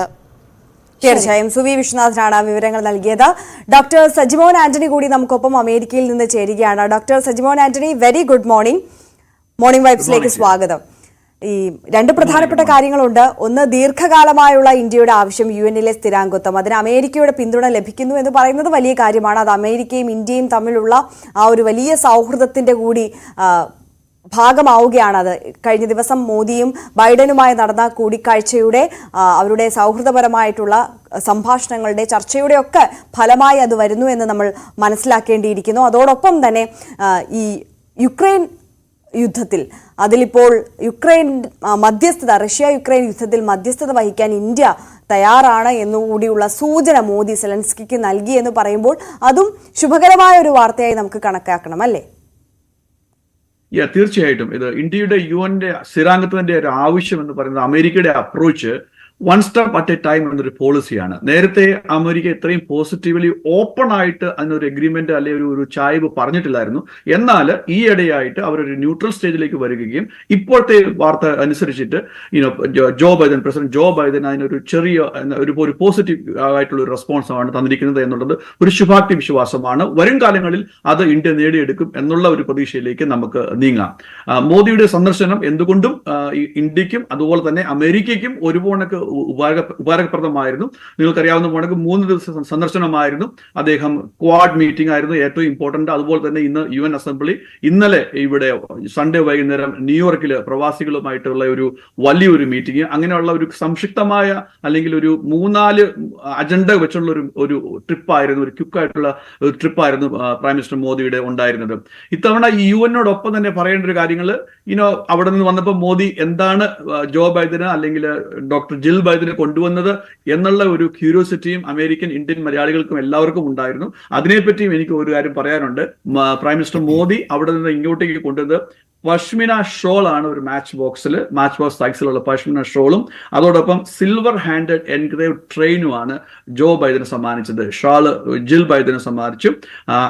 അതോടൊപ്പം വേറൊരു കാര്യം ഇവിടെ പറയേണ്ടിയിരിക്കുന്നത്, ഈ ഒരു സമയത്ത് ഒത്തിരി ന്യൂസ് ഏജൻസികൾ റിപ്പോർട്ട് ചെയ്തിട്ടുണ്ടെന്ന് എനിക്കറിയില്ല, ഏകദേശം 297 ആന്റിക്വിറ്റീസ് അമേരിക്കൻ ഗവൺമെന്റ് ഇന്ത്യക്ക് തിരിച്ചു നൽകുന്നതിനെ പറ്റിയും ധാരണയായി. അതിനെ മോദി താങ്ക് യു പറയുകയും ചെയ്തു. അതോടൊപ്പം വേറൊരു കാര്യം ഇന്നത്തെ UN അസംബ്ലിയിൽ പറയേണ്ടത്, മോദി പതിവ് പോലെ പറയുന്ന ഒരു വേർഡ് ഉണ്ട്, വസുദേവ കുടുംബകം. ലോകം ഒരു കുടുംബമാണ്, ഇന്ത്യ അതിന്റെ ഒരു അവിഭാജ്യ ഘടകമാണ്. ലോകത്തിൽ 6 പേരുണ്ടെങ്കിൽ അതിൽ ഒരാൾ ഒരു ഇന്ത്യക്കാരനാണ് എന്നതിൽ അഭിമാനിക്കുന്നു. അതുകൊണ്ട് തന്നെ ഇന്ത്യയുടെ റോള് ഏത് പൊളിറ്റിക്കൽ ആണെങ്കിലും ഏതൊരു നയപരമായ കാര്യങ്ങളിലാണെങ്കിലും ഇന്ത്യയുടെ റോള് വേറൊരു രാജ്യത്തിനും മറക്കാൻ പറ്റാത്തതാണ്, അല്ലെങ്കിൽ ഇമ്പോർട്ടൻസ് ആണ് എന്നുള്ള ഒരു മെസ്സേജും കൂടെ മോദിയുടെ പ്രസംഗത്തിൽ ഉണ്ടായിരുന്നു എന്നും കൂടെ നമ്മൾ ഈ സമയത്ത് എടുത്തു പറയേണ്ടതുണ്ട്. ഡോക്ടർ സജിമോൻ ആന്റണി, ഒപ്പം ഇന്നലെ ആ സമ്മിറ്റിൽ സംസാരിച്ചപ്പോൾ മോദി പറഞ്ഞൊരു കാര്യം, നമ്മൾ അതിനൊരു ഉദാഹരണം കാണിച്ചു കൊടുത്തു, ഇന്ത്യ അതിനൊരു ഉദാഹരണം കാണിച്ചു കൊടുത്തു, ദാരിദ്ര്യത്തിൽ നിന്നും 25 കോടി ജനങ്ങളെ ഉയർത്തിപ്പിടിച്ചുകൊണ്ടുള്ള ഒരു മാതൃക ഇന്ത്യ കാണിച്ചു കൊടുത്തു എന്നും കൂടി അദ്ദേഹം പറഞ്ഞു, അല്ലെ? തീർച്ചയായും പറഞ്ഞു. അദ്ദേഹത്തോട് അതേസമയം ട്രേഡ് പരമായിട്ട് ചില കാര്യങ്ങളിൽ ഞാൻ കഴിഞ്ഞ ദിവസം പറഞ്ഞതിനെ ഒന്നുകൂടെ അടിവരയിട്ട് പറയാൻ ആഗ്രഹിക്കുന്നു. കഴിഞ്ഞ തവണത്തെ വിസിറ്റിൽ ട്രേഡ്, അതായത് ബിസിനസ് വ്യാവസായികപരമായിട്ട് ഒത്തിരിയേറെ കരാറുകൾ ഒപ്പിട്ടിരുന്നു. അതിന്റെയൊക്കെ ഒരു ഫോളോ കൂടിയാണ് ഇത്തവണ ഇവിടെ നടന്നത്. അതിന്റെ ഫലമായിട്ട് ചിപ്പ് ഫാക്ടറി ഇന്ത്യയിലേക്ക് വരുന്നുണ്ട് ഒരെണ്ണം. അതോടൊപ്പം മോദി അമേരിക്കൻ ഇന്ത്യക്കാർക്കും ചില സമ്മാനങ്ങൾ കൊണ്ടുവന്നിട്ടുണ്ട്. 2 ഇന്ത്യൻ കൗൺസിലേറ്റ് അമേരിക്കയിൽ എക്സ്ട്രാ തുടങ്ങുമെന്നാണ് അദ്ദേഹം പറഞ്ഞത്. ഒന്ന് ബോസ്റ്റണിലും 2 ലോസ് ആഞ്ചലസിലും. കഴിഞ്ഞ തവണ വന്നപ്പോഴും ഒരു എക്സ്ട്രാ ഇന്ത്യൻ കൗൺസിലേറ്റ് തുറന്നിരുന്നു. അതിന് റെസിപ്രോക്കേറ്റ് എന്ന രീതിയിൽ കഴിഞ്ഞ തവണ വന്നപ്പം അമേരിക്കൻ പ്രസിഡന്റും അല്ലെ അമേരിക്കൻ ഭരണകൂടം ഇന്ത്യയിലേക്കും 2 എക്സ്ട്രാ കൗൺസിലേറ്റ് US കൗൺസിലേറ്റ് കൊടുക്കുകയുണ്ടായി. അപ്പൊ അങ്ങോട്ടും ഇങ്ങോട്ടും ഉള്ള ഒരു നല്ലൊരു ഊഷ്മളമായ ബന്ധത്തിന്റെ ഒരു തുടർച്ചയാണ് നമുക്ക് ഇവിടെ കാണാൻ സാധിക്കുന്നത്. ഡോക്ടർ സജിമോൻ ആന്റണി, ഒപ്പം ഈ യുദ്ധത്തെക്കുറിച്ചും അദ്ദേഹം പറയുകയുണ്ട്. ആ യുദ്ധം അവസാനിപ്പിക്കണമെന്ന രീതിയിലുള്ള സംസാരവും അദ്ദേഹത്തിന്റെ ഭാഗത്തു നിന്ന് ഉണ്ടായപ്പോഴാണ് ലെബനനിൽ ഇത്തരത്തിലുള്ള യുദ്ധസമാനമായ സാഹചര്യത്തിലേക്ക് കാര്യങ്ങൾ നീങ്ങുന്നു. 500-ലധികം പേർക്ക് മരണം സംഭവിക്കുന്നു, 500ഓളം പേർക്ക് മരണം സംഭവിക്കുന്നു, 1500-ലധികം പേർക്ക് പരിക്കേൽക്കുന്നു. വലിയൊരു സാഹചര്യം അവിടെ ഉടലെടുക്കുന്നു. അമേരിക്കയുടെ നിലപാട് ഈ വിഷയത്തിൽ എന്തായിരിക്കും? എന്താണ് നമ്മൾ പ്രതീക്ഷിക്കേണ്ടത്? അമേരിക്കയ്ക്ക് ഇന്ത്യയോട് ഈ ഉള്ള നിലപാടിൽ കഴിഞ്ഞ ഏതാനും മാസങ്ങൾക്ക് മുമ്പ് പ്രൈം മിനിസ്റ്റർ മോദി, എനിക്കറിയാൻ കഴിഞ്ഞത് യുക്രൈനിൽ അതുപോലെ തന്നെ റഷ്യയിൽ സന്ദർശിക്കുകയുണ്ടായിരുന്നു. അപ്പൊ ഇവിടുത്തെ ഇന്റർനാഷണൽ മീഡിയ അതിനെ പാർഷ്യലി ക്രിട്ടിസൈസ് ചെയ്യുകയാണ് ചെയ്യുന്നത്. കാരണം പുടിനുമായിട്ടൊരു ബന്ധം ഇന്ത്യ കീപ്പ് ചെയ്യുന്നത് വെസ്റ്റേൺ കൺട്രീസിന് അത്ര താല്പര്യമുള്ള ഒരു വസ്തുതയല്ല. എന്നാൽ ഇന്ത്യക്ക് ഇന്ത്യതായുടെ റീസൺസ് ഉണ്ട്. അതോടൊപ്പം ഈ ഒരു വിസിറ്റിന് മുമ്പ് ഒരു PR വർക്കിനകത്ത് വരുന്നത് മോദി ഒരു മിഡിൽമാൻ എന്നുള്ള രീതിയിൽ ആയിരുന്നു വന്നിരുന്നത്. കാരണം മോദിക്ക് ഒരു ഈക്വൽ റിലേഷൻഷിപ്പ് പുടിനും അതേസമയം ഹീസ് ട്രൈങ് ടു ബിൽഡ് ഒരു റിലേഷൻഷിപ്പ് സെലൻസ്കിയുമായിട്ടും യുക്രൈനുമായിട്ടും ട്രൈ ചെയ്യുന്നുണ്ടായിരുന്നു. അപ്പൊ ആ ഒരു രീതിയിൽ ഒരു മിഡിൽമാൻ എന്നുള്ള രീതിയിലേക്കുള്ള ഒരു കാര്യങ്ങൾ വരുന്നുണ്ടായിരുന്നു. അപ്പൊ അത് ഒരു നല്ല ഒരു ശുഭസൂചകമാണ് ഈ ഒരു യുദ്ധം അവസാനിപ്പിക്കുക എന്നുള്ള രീതിയിൽ. അതോടൊപ്പം ഇന്ന് നടന്ന ലെബനന്റെ ആക്രമണത്തെ പറ്റിയും ആദ്യം തന്നെ മരിച്ചുപോയ അല്ലെങ്കിൽ അവരോട് ചേർന്ന് തന്നെ സംസാരിക്കുന്നു. മുമ്പേ നിങ്ങൾ പറഞ്ഞു മുടക്ക് തന്നെ യുദ്ധം ഒന്നിനും ഒരു വഴിയല്ല, അത് ഫാക്റ്റ് ആണ്. എന്നാൽ എന്തുകൊണ്ട് ഇത് സംഭവിക്കുന്നു എന്ന് ചോദിച്ചു കഴിഞ്ഞാൽ ഒക്ടോബർ 7, 2023 ഹമാസ് എന്ത് മിസ്റ്റേക്ക് ചെയ്തോ അതിനുശേഷമാണ് ഇസ്രായേൽ ആഞ്ഞടിച്ചത് പല മുഖത്തു നിന്നും. അതിനുശേഷം ഇസ്രായേൽ ഹമാസുമായിട്ട് ഫോക്കസ് ചെയ്തുകൊണ്ടിരുന്ന സമയത്ത് ഇസ്രായേലിനെ 4 ദിക്കിൽ നിന്നും ആക്രമിക്കുന്ന ഒരു റിയാലിറ്റിയാണ് നമ്മൾ കണ്ടത്.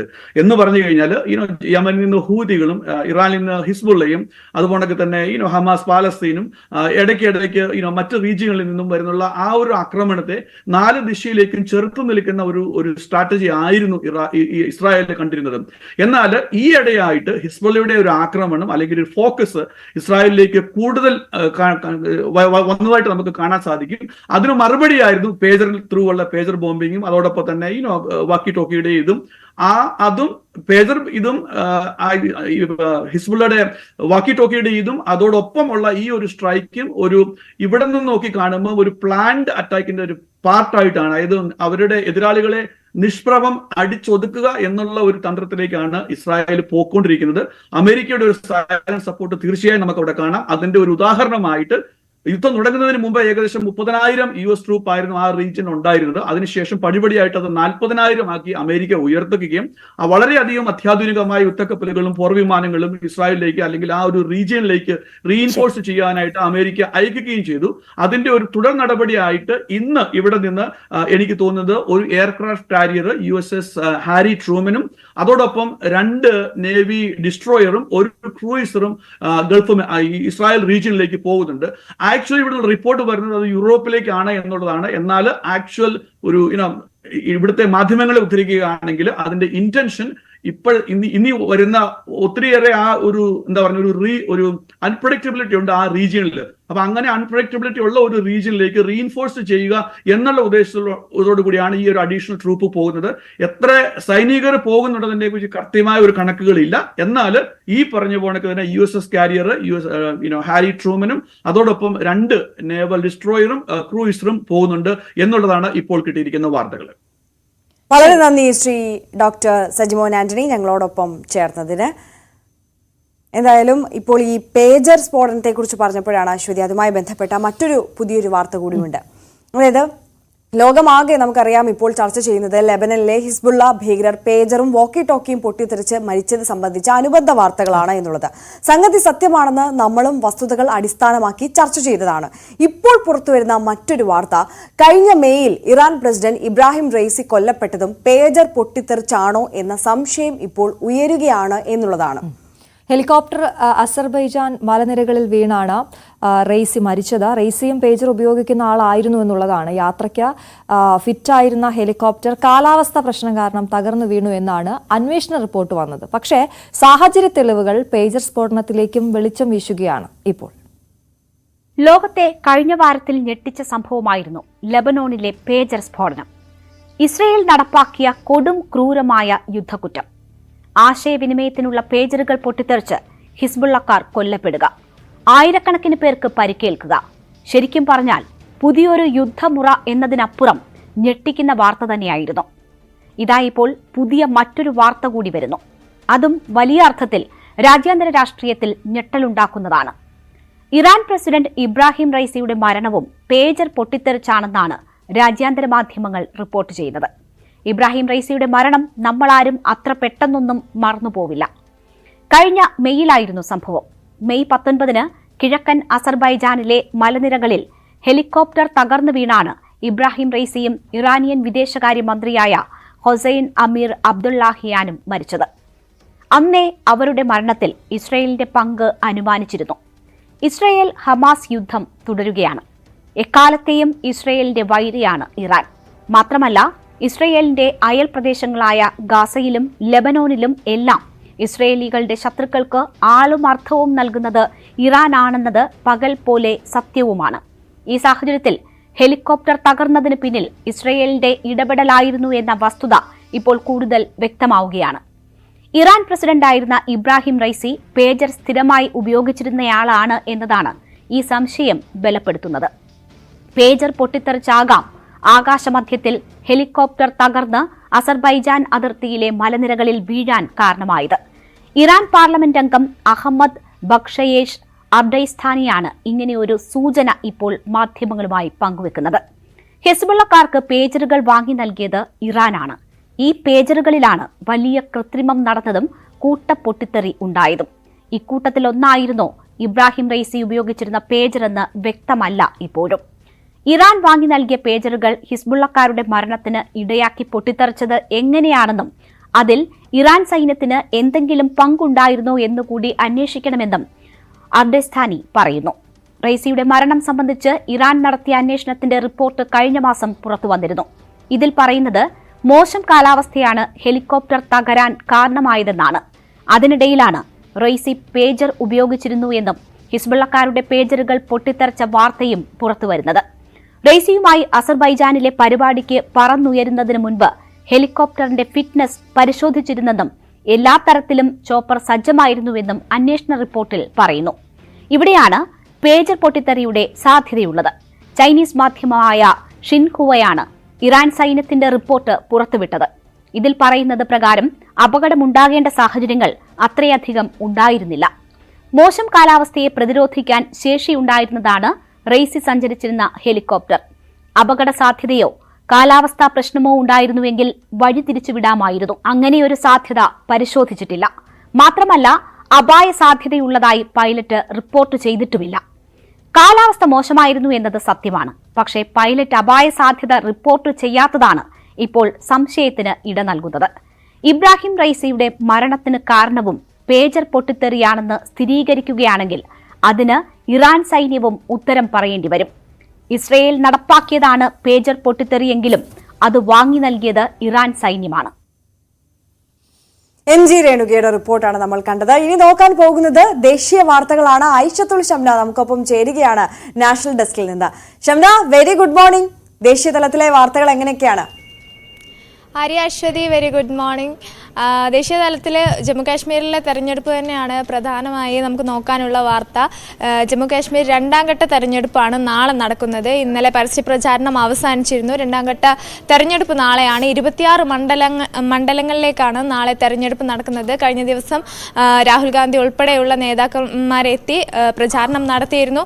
എന്തായാലും ഈ 10 വർഷത്തിന് ശേഷം നടക്കുന്ന ഒരു തെരഞ്ഞെടുപ്പ്, അല്ലെങ്കിൽ ആർട്ടിക്കിൾ 370 പ്രത്യേക പദവി റദ്ദാക്കിയതിനു ശേഷം നടക്കുന്ന ഒരു തെരഞ്ഞെടുപ്പ്, അതൊക്കെയാണ് ജമ്മുകാശ്മീർ തെരഞ്ഞെടുപ്പിനെ ഇത്രയും ഉറ്റുനോക്കുന്നത് അല്ലെങ്കിൽ നിർണായകമാക്കുന്നത് എന്ന് പറയാം. എന്തായാലും ആദ്യഘട്ടത്തിൽ 24 മണ്ഡലങ്ങളിലേക്കായിരുന്നു വോട്ടെടുപ്പ് നടന്നിരുന്നത്. അത് അത്യാവശ്യം ഭേദപ്പെട്ട ഒരു പോളിംഗ് തന്നെയായിരുന്നു. കാരണം 10 വർഷങ്ങൾക്ക് ശേഷം നടക്കുന്ന ഒരു തെരഞ്ഞെടുപ്പ് ആയതുകൊണ്ട് തന്നെ പല ആശങ്കകളും ഉണ്ടായിരുന്നു. എന്നാൽ സാമാന്യം ഭേദപ്പെട്ട രീതിയിലുള്ള ഒരു പോളിംഗ് തന്നെയാണ് ആദ്യഘട്ടത്തിൽ രേഖപ്പെടുത്തിയത്. രണ്ടാം ഘട്ടത്തിലും അത് തന്നെ ഉണ്ടാകും, അങ്ങനെ തന്നെയാണ് പ്രതീക്ഷിക്കുന്നത് എല്ലാ മുന്നണികളും. എന്തായാലും രണ്ടാം ഘട്ടത്തിന്റെ ഒരു പ്രത്യേകത എന്ന് പറയുന്നത് മുൻ മുഖ്യമന്ത്രിയും അതുപോലെ നാഷണൽ കോൺഗ്രസ് വൈസ് പ്രസിഡന്റുമായ ഒമർ അബ്ദുള്ള മത്സരിക്കുന്നുണ്ട്. ഈ രണ്ടാം ഘട്ടത്തിലാണ് അദ്ദേഹത്തിന്റെ മത്സരം. അദ്ദേഹത്തിന്റെ മണ്ഡലമായ ഗന്ദർബൽ, ബഗ്ദ മണ്ഡലങ്ങൾ ഉൾപ്പെടെയുള്ള 26 മണ്ഡലങ്ങളിലേക്കാണ് രണ്ടാം ഘട്ടത്തിൽ വോട്ടെടുപ്പ് നടക്കുന്നത്. മൂന്നാം ഘട്ട വോട്ടെടുപ്പ് അടുത്ത മാസം 1-നാണ്. അതിനുശേഷം 90 മണ്ഡലങ്ങളുടെയും ഒക്ടോബർ 8-ന് വോട്ടെണ്ണൽ പൂർത്തിയാവുന്നതാണ്. എന്തായാലും വളരെ നിർണായകമായ ഒരു തെരഞ്ഞെടുപ്പ് എന്ന് തന്നെ ജമ്മു കാശ്മീരിന്റെ തെരഞ്ഞെടുപ്പിന് നമുക്ക് പറയേണ്ടി വരും. പ്രത്യേകിച്ച് ആദ്യഘട്ട ഇലക്ഷൻ കഴിഞ്ഞതിന് ശേഷം വലിയ വാക്പോരുകളാണ് പാർട്ടികൾ തമ്മിൽ ഉണ്ടായത്. പ്രത്യേകിച്ച് ഈ കോൺഗ്രസിന്റെ അല്ലെങ്കിൽ ഇന്ത്യ മുന്നണിയുടെ ഒരു പ്രധാന മുദ്രാവാക്യം എന്ന് പറയുന്നത് പ്രത്യേക പദവി അത് ജമ്മു കാശ്മീരിന് തിരികെ നൽകുമെന്നതായിരുന്നു. അത്തരത്തിലുള്ള ഒരു പ്രസ്താവന പാകിസ്ഥാനിന്റെ ഭാഗത്തു നിന്നും ഉണ്ടാവുകയുണ്ടായി. അതായത് ഈ കോൺഗ്രസിന്റെ പോലെ അല്ലെങ്കിൽ ഇന്ത്യ മുന്നണിയുടെ ആശയങ്ങളോട് തന്നെയാണ് യോജിപ്പുള്ളത്. കാരണം ജമ്മു കാശ്മീരിന്റെ പ്രത്യേക പദവി അത് പുനഃസ്ഥാപിക്കണമെന്ന ആവശ്യമാണുള്ളതെന്ന് പാകിസ്ഥാൻ പറയുകയുണ്ടായി. ഇതിന് പിന്നാലെ അത് വലിയൊരു രാഷ്ട്രീയ വിവാദങ്ങൾക്കാണ് വഴിവെച്ചത്. അമിത്ഷാ പറയുകയുണ്ടായി കോൺഗ്രസിനും അതുപോലെ പാകിസ്ഥാനിനും ഒരേ അജണ്ടയാണ് എന്ന് പറഞ്ഞ് ഒരു രാഷ്ട്രീയപരമായി കൂടി അതിനെ കാണുന്ന ഒരു അവസ്ഥയുണ്ടായി. അതുകൊണ്ട് തന്നെ വളരെ നിർണായകമായ ഒരു തെരഞ്ഞെടുപ്പ് എന്ന് തന്നെ പറയാം. അതാണ് നമ്മൾ അതിലേക്ക് ഉറ്റുനോക്കുകയാണ്. ഐഷത്തുൽ ഷംനയാണ് ന്യൂസ് ഡെസ്കിൽ നിന്നും ദേശീയ വാർത്തകളുടെ വിശകലനം നൽകിയത്. നമുക്കിനി ഫാസ്റ്റ് ന്യൂസിന്റെ സമയമാണ് ആര്യ. അപ്പൊ കൂടുതലായിട്ടുള്ള പ്രേക്ഷകരിലേക്ക് കൂടുതൽ വാർത്തകൾ എത്തിക്കാനായി നമുക്ക് അതിവേഗം കൂടുതൽ വാർത്തകൾ എത്തിക്കുകയാണ്. അപ്പോൾ ഒരു ഇടവേളയ്ക്ക് ശേഷം ഫാസ്റ്റ് ന്യൂസുമായി ദിൽന ചേരും.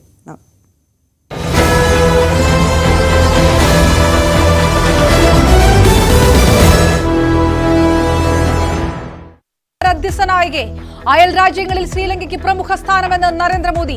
ചൈനീസ് അനുകൂല പാർട്ടി ഇന്ത്യക്ക് ഗുണമാകുമോ എന്ന് ഉറ്റുനോക്കി രാഷ്ട്രീയ ലോകം.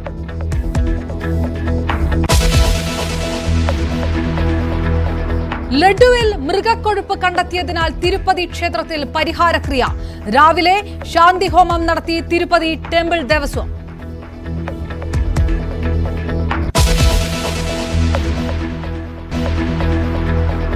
ഷിരൂരിലെ തെരച്ചിലിൽ അർജുന്റെ ലോറിയുടെ ഭാഗവും തടിക്കഷ്ണങ്ങളും കിട്ടി. കണ്ടെത്തിയ അസ്ഥി മൃഗത്തിന്റേത്. ജില്ലാ ഭരണകൂടവുമായുള്ള ഭിന്നതയെ തുടർന്ന് മടങ്ങിയ ഈശ്വർ മാൽപേ തിരികെ എത്തിയില്ല.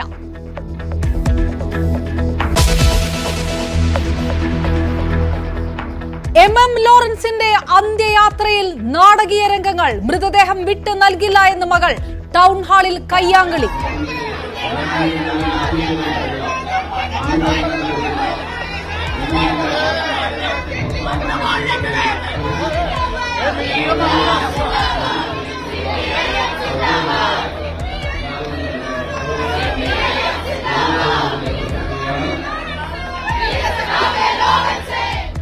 മൃതദേഹം സൂക്ഷിക്കണമെന്ന് ഹൈക്കോടതി. തീരുമാനം മക്കളുടെ അനുമതികൾ പരിശോധിച്ച ശേഷം. ആശയുടെ ഹർജിക്ക് പിന്നിൽ RSS എന്ന് ലോറൻസിന്റെ മകൻ.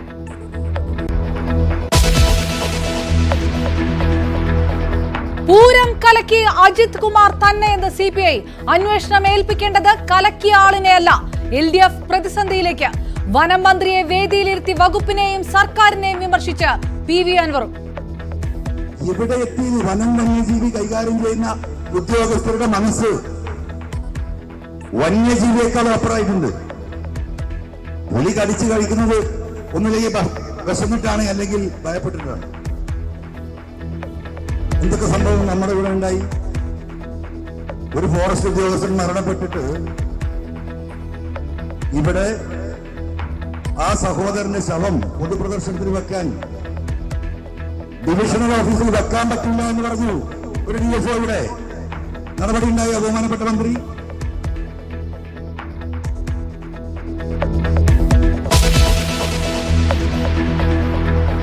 കുട്ടികളുടെ അശ്ലീല ചിത്രങ്ങൾ കാണുന്നതും കുറ്റകരം. സുപ്രധാന വിധിയുമായി സുപ്രീംകോടതി.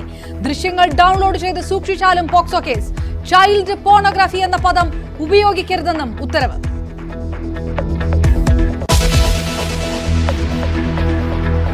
കാല് കുത്താനിടമില്ലാതെ കേരളത്തിൽ തീവണ്ടി യാത്ര. വേണാട് എക്സ്പ്രസിൽ 2 വനിതാ യാത്രക്കാർ കുഴഞ്ഞു വീണു. വന്ദേ ഭാരതിന് വേണ്ടി വൈകിപ്പിക്കുന്നുവെന്ന് യാത്ര. Rich and soft.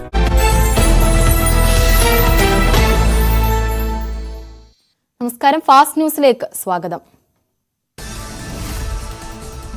ശിരൂരിൽ അർജുനായുള്ള തെരച്ചിലിൽ 4ാം ദിനത്തിൽ ഇന്ന് തെരച്ചിൽ നടത്തുക CP4-ൽ. ഉത്തര കന്നഡയിൽ അടുത്ത 3 ദിവസം അതിതീവ്ര മഴ പെയ്യുമെന്ന് മുന്നറിയിപ്പ്. കാലാവസ്ഥ പ്രതികൂലമായാൽ തെരച്ചിൽ താൽക്കാലികമായി നിർത്തിവെക്കുമെന്ന് ജില്ലാ ഭരണകൂടം. അർജുന്റെ ലോറിക്ക് കാര്യമായ കേടുപാടുകൾ സംഭവിച്ചിട്ടുണ്ടാവില്ലെന്ന നിഗമനത്തിൽ ദൗത്യസംഘം. തൃശൂർ പൂരം കലക്കലിൽ ബാഹ്യശക്തികളുടെ ഇടപെടൽ ഉണ്ടായിട്ടില്ലെന്ന് ADGPയുടെ റിപ്പോർട്ട്. DGPക്ക് നൽകിയ റിപ്പോർട്ട് ഇന്ന് മുഖ്യമന്ത്രിക്ക് കൈമാറും. ADGP റിപ്പോർട്ട് സമർപ്പിച്ചത് 5 മാസങ്ങൾക്ക് ശേഷം. ബലാത്സംഗ കേസിൽ നടൻ സിദ്ദീഖിന്റെ മുൻകൂർ ജാമ്യാപേക്ഷയിൽ ഹൈക്കോടതി വിധി ഇന്ന്. ആരോപണങ്ങൾ അടിസ്ഥാനരഹിതമെന്ന സിദ്ദീഖ്. ജാമ്യാപേക്ഷ നൽകിയത് തിരുവനന്തപുരം മ്യൂസിയം പോലീസ് രജിസ്റ്റർ ചെയ്ത കേസിൽ. 2016-ൽ തിരുവനന്തപുരത്തെ ഹോട്ടലിലേക്ക് വിളിച്ചു വരുത്തിയ സിദ്ദീഖ് ലൈംഗികമായി ഉപദ്രവിച്ചുവെന്നായിരുന്നു നടിയുടെ പരാതി. CPM നേതാവ് MM ലോറൻസിന്റെ മൃതദേഹം മെഡിക്കൽ കോളേജിന് വിട്ടുകൊടുക്കുന്നതിൽ അന്തിമ തീരുമാനം ഇന്നുണ്ടായേക്കും. മൃതദേഹം മെഡിക്കൽ കോളേജിൽ സൂക്ഷിക്കാൻ ഹൈക്കോടതി നിർദ്ദേശം. മകൾ ആശ നൽകിയ ഹർജിയിലാണ് ഹൈക്കോടതി ഉത്തരവിട്ടത്. മന്ത്രിസ്ഥാനത്ത് നിന്ന് AK ശശീന്ദ്രനെ മാറ്റാനുള്ള PC Chacko Thomas K Thomas വിഭാഗത്തിന്റെ ശ്രമം പാളുന്നു. പാർട്ടിയിൽ ഭൂരിപക്ഷത്തിന്റെ പിന്തുണ ഉറപ്പാക്കി AK ശശീന്ദ്രൻ. തോമസ് K തോമസിനെ കേന്ദ്ര നേതൃത്വം പിന്തുണച്ചാൽ പാർട്ടി പിളരുമെന്ന മുന്നറിയിപ്പ്. ശശീന്ദ്രന്റെ നീക്കം മുഖ്യമന്ത്രിയുടെയും CPMന്റെയും പിന്തുണയോടെയെന്നും സൂചന.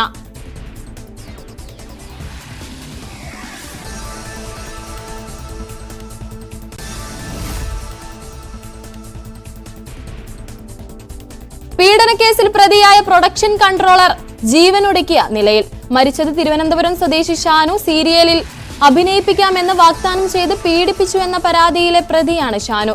കൊച്ചിയിലെ ലോഡ്ജിലെ മുറിയിൽ മരിച്ച നിലയിൽ കണ്ടെത്തുകയായിരുന്നു.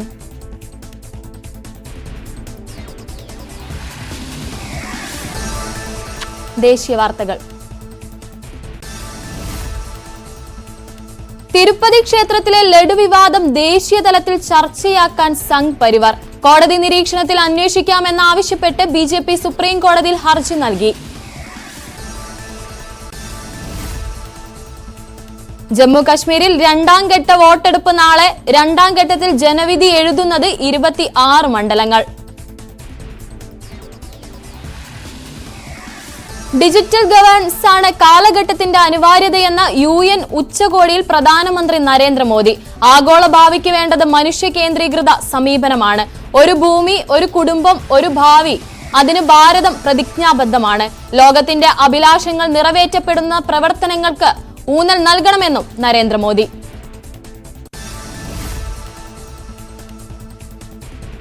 കങ്കണ റണൌത്തിനെ വെല്ലുവിളിച്ച് കോൺഗ്രസ്. സോണിയാഗാന്ധിക്കെതിരായ ആരോപണം തെളിയിക്കാൻ കങ്കണ തയ്യാറാവണമെന്ന് മന്ത്രി വിക്രമാദിത്യ സിംഗ്. അല്ലാത്തപക്ഷം അപകീർത്തി കേസ് നൽകുമെന്നും അദ്ദേഹം വ്യക്തമാക്കി. സംസ്ഥാന സർക്കാർ വായ്പയെടുത്ത പണം സോണിയാഗാന്ധിക്ക് വകമാറ്റിയെന്നായിരുന്നു മണ്ഡി MP ആയ കങ്കണ റണൌത്തിന്റെ ആരോപണം.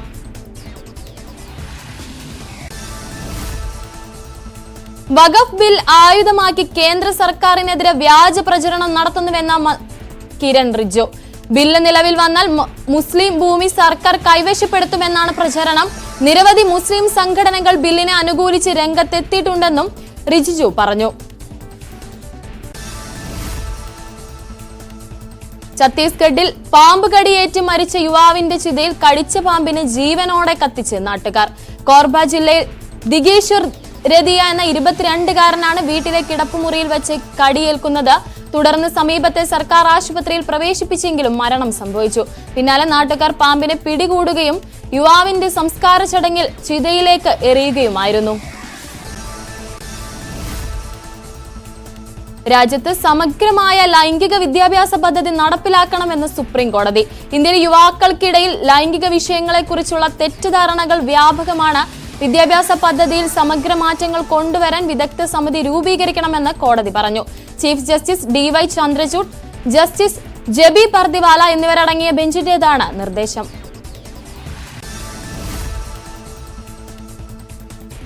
താൻ BJPയിലേക്കെന്ന അഭ്യൂഹങ്ങൾ അടിസ്ഥാനരഹിതമെന്ന് കുമാരി സെൽജ. പിതാവിനെ പോലെ ത്രിവർണത്തിൽ പൊതിഞ്ഞാകും തന്റെയും അന്ത്യം. രക്തത്തിൽ അലിഞ്ഞു ചേർന്ന പാർട്ടിയാണ് കോൺഗ്രസ് എന്നും കുമാരി സെൽജ. സെൽജയെ BJPയിലേക്ക് ക്ഷണിച്ചുകൊണ്ട് കേന്ദ്രമന്ത്രി മനോഹർ ലാൽ ഖട്ടർ രംഗത്തെത്തിയിരുന്നു. എന്നാൽ BJPയുടെ ഉപദേശം തനിക്കാവശ്യമില്ലെന്നായിരുന്നു കുമാരി സെൽജയുടെ മറുപടി. തമിഴ്നാട്ടിലെ സാംസങ് ജീവനക്കാരുടെ സമരം 14ാം ദിവസത്തിലേക്ക്. സമരം തുടർന്നാൽ പിരിച്ചുവിടുമെന്നും ശമ്പളം നൽകില്ലെന്നും കമ്പനി അധികൃതരുടെ മുന്നറിയിപ്പ്. ശമ്പള വർധനവ്, തൊഴിൽ സമയം വെട്ടിച്ചുരുക്കുക എന്നീ ആവശ്യങ്ങൾ ഉന്നയിച്ചാണ് ശ്രീ പെരുമ്പത്തൂരിൽ 1300 ജീവനക്കാർ പ്രതിഷേധം ആരംഭിച്ചത്. ഗൃഹോപകരണങ്ങൾ നിർമ്മിക്കുന്ന സാംസങ് ഫാക്ടറിക്കെതിരായാണ് CITUവിന്റെ നേതൃത്വത്തിൽ തൊഴിലാളികൾ രംഗത്തെത്തിയത്. ജാർഖണ്ഡിൽ റോഹിംഗ്യൻ വംശജർ ഗോത്രവിഭാഗങ്ങളുടെ ഭൂമി തട്ടിയെടുക്കുന്നതായി കേന്ദ്ര ആരോഗ്യമന്ത്രി JP നദ്ദ. JMM ഭരണത്തിന് കീഴിൽ ആദിവാസികൾ വ്യാപക ചൂഷണത്തിനിരയാകുന്നതായും അദ്ദേഹം പറഞ്ഞു.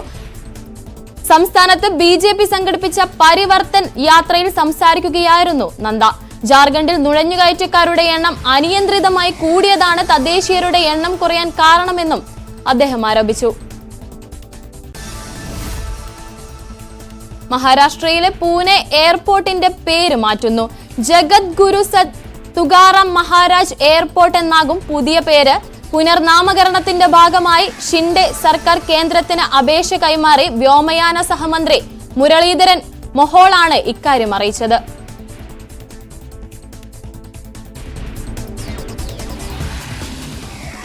അന്തർദേശീയ വാർത്തകൾ.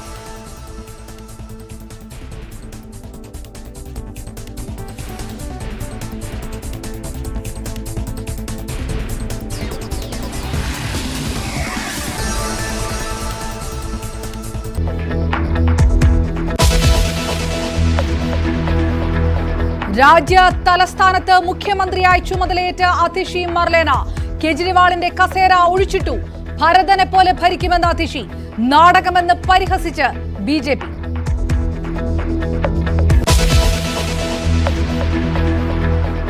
ശ്രീലങ്കയ്ക്ക് പുതിയ തലവൻ. സത്യപ്രതിജ്ഞ ചെയ്ത് അനുരാഗ് കുമാര ദിസനായകെ. അയൽ രാജ്യങ്ങളിൽ ശ്രീലങ്കയ്ക്ക് പ്രമുഖ സ്ഥാനമെന്ന് നരേന്ദ്രമോദി. ചൈനീസ് അനുകൂല പാർട്ടി ഇന്ത്യക്ക് ഗുണമാകുമോ എന്ന് ഉറ്റുനോക്കി രാഷ്ട്രീയ ലോകം.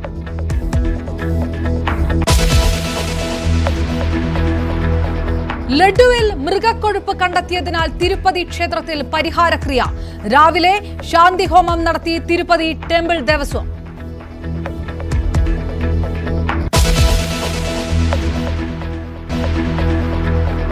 ഷിരൂരിലെ തെരച്ചിലിൽ അർജുന്റെ ലോറിയുടെ ഭാഗവും തടിക്കഷ്ണങ്ങളും കിട്ടി.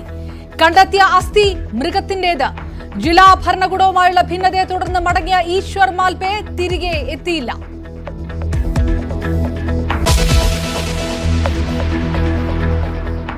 MM ലോറൻസിന്റെ അന്ത്യയാത്രയിൽ നാടകീയ രംഗങ്ങൾ. മൃതദേഹം വിട്ടു നൽകില്ല എന്ന് മകൾ.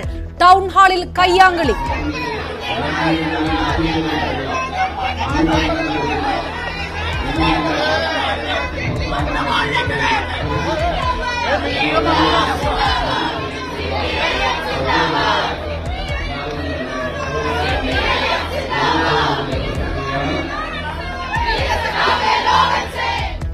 മൃതദേഹം സൂക്ഷിക്കണമെന്ന് ഹൈക്കോടതി.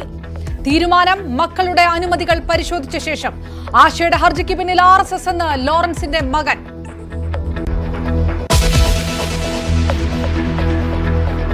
പൂരം കലക്കി അജിത് കുമാർ തന്നെ എന്ന് CPI. അന്വേഷണം ഏൽപ്പിക്കേണ്ടത് കലക്കിയ ആളിനെയല്ല. LDF പ്രതിസന്ധിയിലേക്ക്. വനം മന്ത്രിയെ വേദിയിലിരുത്തി വകുപ്പിനെയും സർക്കാരിനെയും വിമർശിച്ച് PV അൻവറും. ഇവിടെ എത്തി വനം വന്യജീവി കൈകാര്യം ചെയ്യുന്ന ഉദ്യോഗസ്ഥരുടെ മനസ്സ് വന്യജീവിയേക്കാളും അപ്പുറമായിട്ടുണ്ട്. പുലി കടിച്ചു കഴിക്കുന്നത് ഒന്നിലേക്ക് അമേരിക്കൻ ഡിപ്ലോമ ആൻഡ് PGDM കോഴ്സുകൾ പഠിക്കാം ഐബിസിലൂടെ. ഇനി കായിക വാർത്തകൾ. അവസാന 30 മിനിറ്റിലെ പ്രകടനമാണ് വിജയിക്കാൻ കാരണമെന്ന് കേരള ബ്ലാസ്റ്റേഴ്സ് പരിശീലകൻ മൈക്കൽ സ്റ്റാറെ. 90 മിനിറ്റിലും ശക്തരായ ടീം ബ്ലാസ്റ്റേഴ്സ് ആയിരുന്നുവെന്നും എന്നാൽ അവസാന 30 മിനിറ്റ് പൂർണ്ണമായും നമ്മുടെ കൈകളിലായിരുന്നുവെന്നും അദ്ദേഹം പറഞ്ഞു. മാഞ്ചസ്റ്റർ സിറ്റിക്ക് ആശങ്കയായി റോഡ്രിക് പരിക്ക്. പരിക്കിന്റെ തീവ്രതയെക്കുറിച്ച് Manchester City manager Pep Guardiola മത്സരശേഷം പ്രതികരിച്ചു. ഈ സീസണിൽ ഇതിനകം ഹാംസ്ട്രിംഗ് നേരിട്ട സ്പാനിഷ് മിഡ്ഫീൽഡറിന് ഇത്തവണ മുട്ടിനാണ് പരിക്ക്.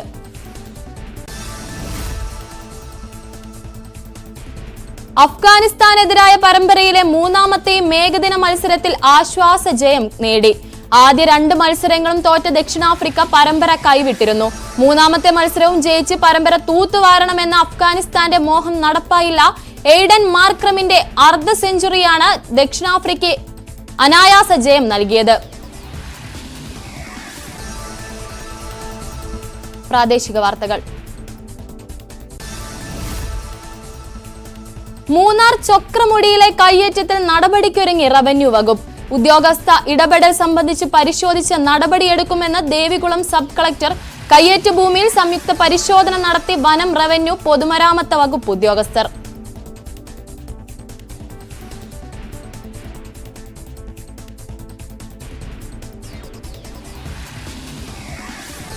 കവി അനിൽ പനച്ചൂരാന്റെ സ്മരണാർത്ഥം കൈതയ്ക്കൽ ബ്രദേഴ്സ് ഗ്രന്ഥശാല ആൻഡ് സാംസ്കാരിക കേന്ദ്രം സംഘടിപ്പിച്ച കിളിക്കൊഞ്ചൽ സീസൺ 4 കവിതാലാപന മത്സരത്തിൽ തിരുവനന്തപുരം സ്വദേശി ശ്രീലക്ഷ്മി അജിത്ത് 1ാം സ്ഥാനം നേടി. കരുനാഗപ്പള്ളി സ്വദേശി അമൃത സുനിൽ 2ാം സ്ഥാനവും നാരങ്ങാനം സ്വദേശി ശ്രീനന്ദ ബിനു 3ാം സ്ഥാനവും നേടി.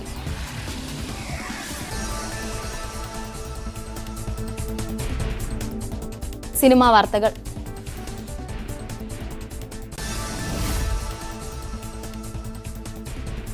ഇന്ത്യയുടെ ഇത്തവണത്തെ ഓസ്കാർ എൻട്രിയായി ഹിന്ദി ചിത്രം ലാപ്പത ലേഡീസ്.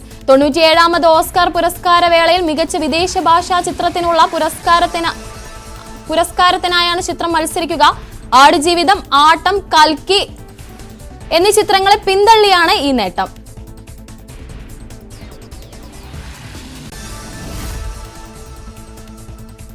iPhone 60 Pro Max സ്വന്തമാക്കി മമ്മൂട്ടി. ഐഫോണുകളിൽ നിലവിൽ വില കൂടുതലുള്ള ഫോണാണ് iPhone 16 Pro Max. ഗാഡ്ജറ്റുകളോട് പ്രിയങ്കരനായ മമ്മൂട്ടിയുടെ ഈ പുതിയ പർച്ചേസ് ഏറ്റെടുത്തിരിക്കുകയാണ് ആരാധകർ.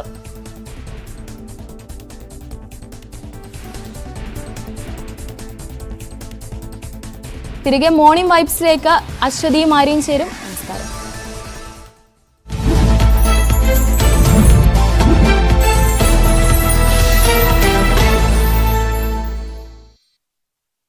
Thank you Dilna. അപ്പൊ നമ്മൾ ഫാസ്റ്റ് ന്യൂസ് കണ്ടു. ആര്യ ഇന്ന് തിരുവനന്തപുരത്ത് പലയിടത്തും വെള്ളമില്ല. അതെ അതെ. തിരുവനന്തപുരത്തെ വെള്ളത്തിന്റെ പ്രശ്നം നമുക്ക് അറിയാവുന്നതാണ്. ഒരു ദിവസം ഇത്തരത്തിൽ താൽക്കാലികമായി മുടങ്ങുമെന്ന് അറിയിച്ചതിന് ശേഷം 5 ദിവസത്തേക്ക് വെള്ളമേ എത്തിയില്ല എന്നുള്ളൊരു സാഹചര്യമാണ്. കിണറില്ലാത്തവൻ എങ്ങനെ അനുഭവിച്ചു എന്നുള്ളത് നമ്മൾക്ക് എല്ലാവർക്കും നേരെ അറിയുന്ന കാര്യമാണ്. അപ്പൊ ഇന്ന് ഇല്ലാത്തത് ആൽത്തറ മേട്ടുക്കട റോഡിൽ സ്ഥാപിച്ചിട്ടുള്ള പുതിയ ലൈനുകൾക്ക് സ്മാർട്ട് സിറ്റി പദ്ധതിയുടെ പ്രവർത്തനങ്ങൾക്കായിട്ടാണ് ഇന്ന് പണി നടക്കുന്നത്. പകല് 10 മണി മുതൽ രാത്രി 12 മണി വരെയാണ്. Vazhuthacaud Udara Shiromani road, Palattukonam, CSM Nagar, Sisuvihar lane, cotton hill, Edappazhinji, K Anirudhan road, Irakkam road, Mettukada, Valiyasala, Thycaud, അങ്ങനെ ആ പ്രദേശങ്ങളിലൊന്നും ഇന്ന് വെള്ളം കിട്ടത്തില്ല. അപ്പൊ അതുകൊണ്ട് മറ്റു വഴികൾ എന്തെങ്കിലുമൊക്കെ നോക്കി കാണുമെന്ന് നമുക്ക് പ്രതീക്ഷിക്കാം അല്ലേ? കഴിഞ്ഞ ദിവസങ്ങളിലൊക്കെ അറിയിപ്പ് നൽകിയിട്ടുണ്ടായിരുന്നു. ഒരു ദിവസമൊക്കെ ആണെങ്കിൽ നമുക്ക് എങ്ങനെയെങ്കിലും അഡ്ജസ്റ്റ് ചെയ്യാം. ഇപ്പോൾ സമയം 8:15 ആയിട്ടേ ഉള്ളൂ. 10 മണി മുതലാണ് മുടങ്ങുമെന്ന് പറഞ്ഞത്. അപ്പോൾ എല്ലാ ആളുകളും ഇത്തരത്തിൽ വെള്ളമൊക്കെ പിടിച്ച് സംഭരിച്ച് വെക്കുകയാണെന്നുണ്ടെങ്കിൽ നമുക്ക് ഈ ഒരു ദിവസം സുഗമമായിട്ട് അങ്ങനെ തള്ളിക്കൊണ്ടു പോകാം. എന്തായാലും കഴിഞ്ഞ തവണ ഉണ്ടായതുപോലെയുള്ള പ്രശ്നങ്ങൾ ഇനി ഉണ്ടാകില്ല. വെള്ളം അനിശ്ചിത ദിവസത്തേക്ക് മുടങ്ങുന്ന സാഹചര്യം ഉണ്ടാകില്ല എന്ന് നമുക്ക് പ്രതീക്ഷിക്കാം. വെളിച്ചക്കുറവും മതിയായ സുരക്ഷാ ഭിത്തിയും ഇല്ലാത്തതിനാൽ കുമരകത്തെ അപകടത്തിന് കാരണം. ഹൗസ് ബോട്ടിലേക്ക് കയറാൻ പോകുന്നതിനിടയിലാണ് അപകടമുണ്ടായത്. മരിച്ച 2 പേരുടെയും മൃതദേഹം ഇന്ന് പോസ്റ്റ്മോർട്ടം ചെയ്യും. ഇന്നലെ രാത്രിയാണ് കുമരകം കൈപ്പുഴമുട്ട പാലത്തിനരികെ കാർ വെള്ളത്തിലേക്ക് വീണ് മഹാരാഷ്ട്രയിൽ നിന്ന് വന്ന സെയിലും ജെയിംസ് ജോർജും മരിച്ചത്. ഇന്നലെ രാത്രി ഏതാണ്ട് 8:45 കൂടിയാണ് ഈ സ്ഥലത്താണ് അപകടമുണ്ടായത്. ഇവിടെ നമുക്ക് പുഴ കാണാൻ സാധിക്കും. ഈ പുഴയിലേക്കാണ് വാഹനം വീഴുന്നത്. ഏതാണ്ട് ഇതിന്റെ മധ്യഭാഗത്ത് വരെ ഈ വാഹനം എത്തി എന്നുള്ളതാണ് ലഭ്യമാകുന്ന വിവരം. അതായത് മുകളിൽ പാലമുണ്ട്. നമുക്ക് മനസ്സിലാക്കാൻ സാധിക്കുന്ന വിവരം അനുസരിച്ച് കോട്ടയം ഭാഗത്ത് നിന്ന് എറണാകുളം ഭാഗത്തേക്ക് പോകുന്ന വാഹനമായിരുന്നു. അത് ഇവിടെ തൊട്ടടുത്ത് വഴിയുണ്ട്. ഈ വഴിയിൽ കൂടി ഉള്ളിലേക്ക് കയറി വരുന്നു. ഇവിടെ നിന്ന് നേരെ ഈ പുഴയിലേക്ക് വീഴുകയായിരുന്നു എന്നുള്ളതാണ്. ഇവിടുന്ന് അപ്പുറത്തേക്ക് വഴിയുള്ളത് അത് റിസോർട്ടുകളും മറ്റും അവിടെയുണ്ട്. അവിടെ ഹൗസ് ബോട്ടുകൾ ഉള്ള സ്ഥലമുണ്ട്. ഇവർ ഹൗസ് ബോട്ടിൽ ബുക്ക് ചെയ്തിരുന്നു എന്നുള്ള വിവരങ്ങൾ, സൂചനകൾ ചിലത് പുറത്തു വരുന്നുണ്ട്. എന്തായാലും ഏതാണ്ട് 10:15 കൂടിയാണ് മൃതദേഹം പുറത്തെത്തിക്കാൻ കഴിഞ്ഞത് എന്നുള്ളത് തന്നെയാണ് എടുത്തു പറയുന്നത്. നാട്ടുകാരുടെയൊക്കെ വലിയൊരു കൂട്ടം തന്നെ ഇവിടെയുണ്ട്. തൊട്ടപ്പുറത്താണ് ഈ വാഹനം പിടിച്ചെടുക്കുന്നത്, അതായത് വലിച്ച് കരയ്ക്ക് കയറ്റുന്നത്. കൊച്ചിയിൽ നിന്ന് വന്ന റെന്റേ കാർ വാഹനമായിരുന്നു. ആദ്യഘട്ടത്തിൽ ഇത് ഗൂഗിൾ മാപ്പ് വഴിതെറ്റി വന്നു എന്നൊക്കെയുള്ള സൂചനകളുണ്ടായിരുന്നു. പക്ഷേ അത്തരം വിവരങ്ങളല്ല. അതിനപ്പുറത്തേക്ക് ഇവർ ഈ ഭാഗത്തേക്ക് തന്നെ തിരിഞ്ഞാണ്. പക്ഷേ ആ വളവ് തിരിയുന്നതിന് പകരം നേരെ പോകുന്ന ഒരു സ്ഥിതിവിശേഷമായിരുന്നു ഉണ്ടായിരുന്നത് എന്നാണ് മനസ്സിലാക്കാൻ സാധിക്കുന്നത്. എന്തായാലും ഇവിടെ കാറ് കിടപ്പുണ്ട്.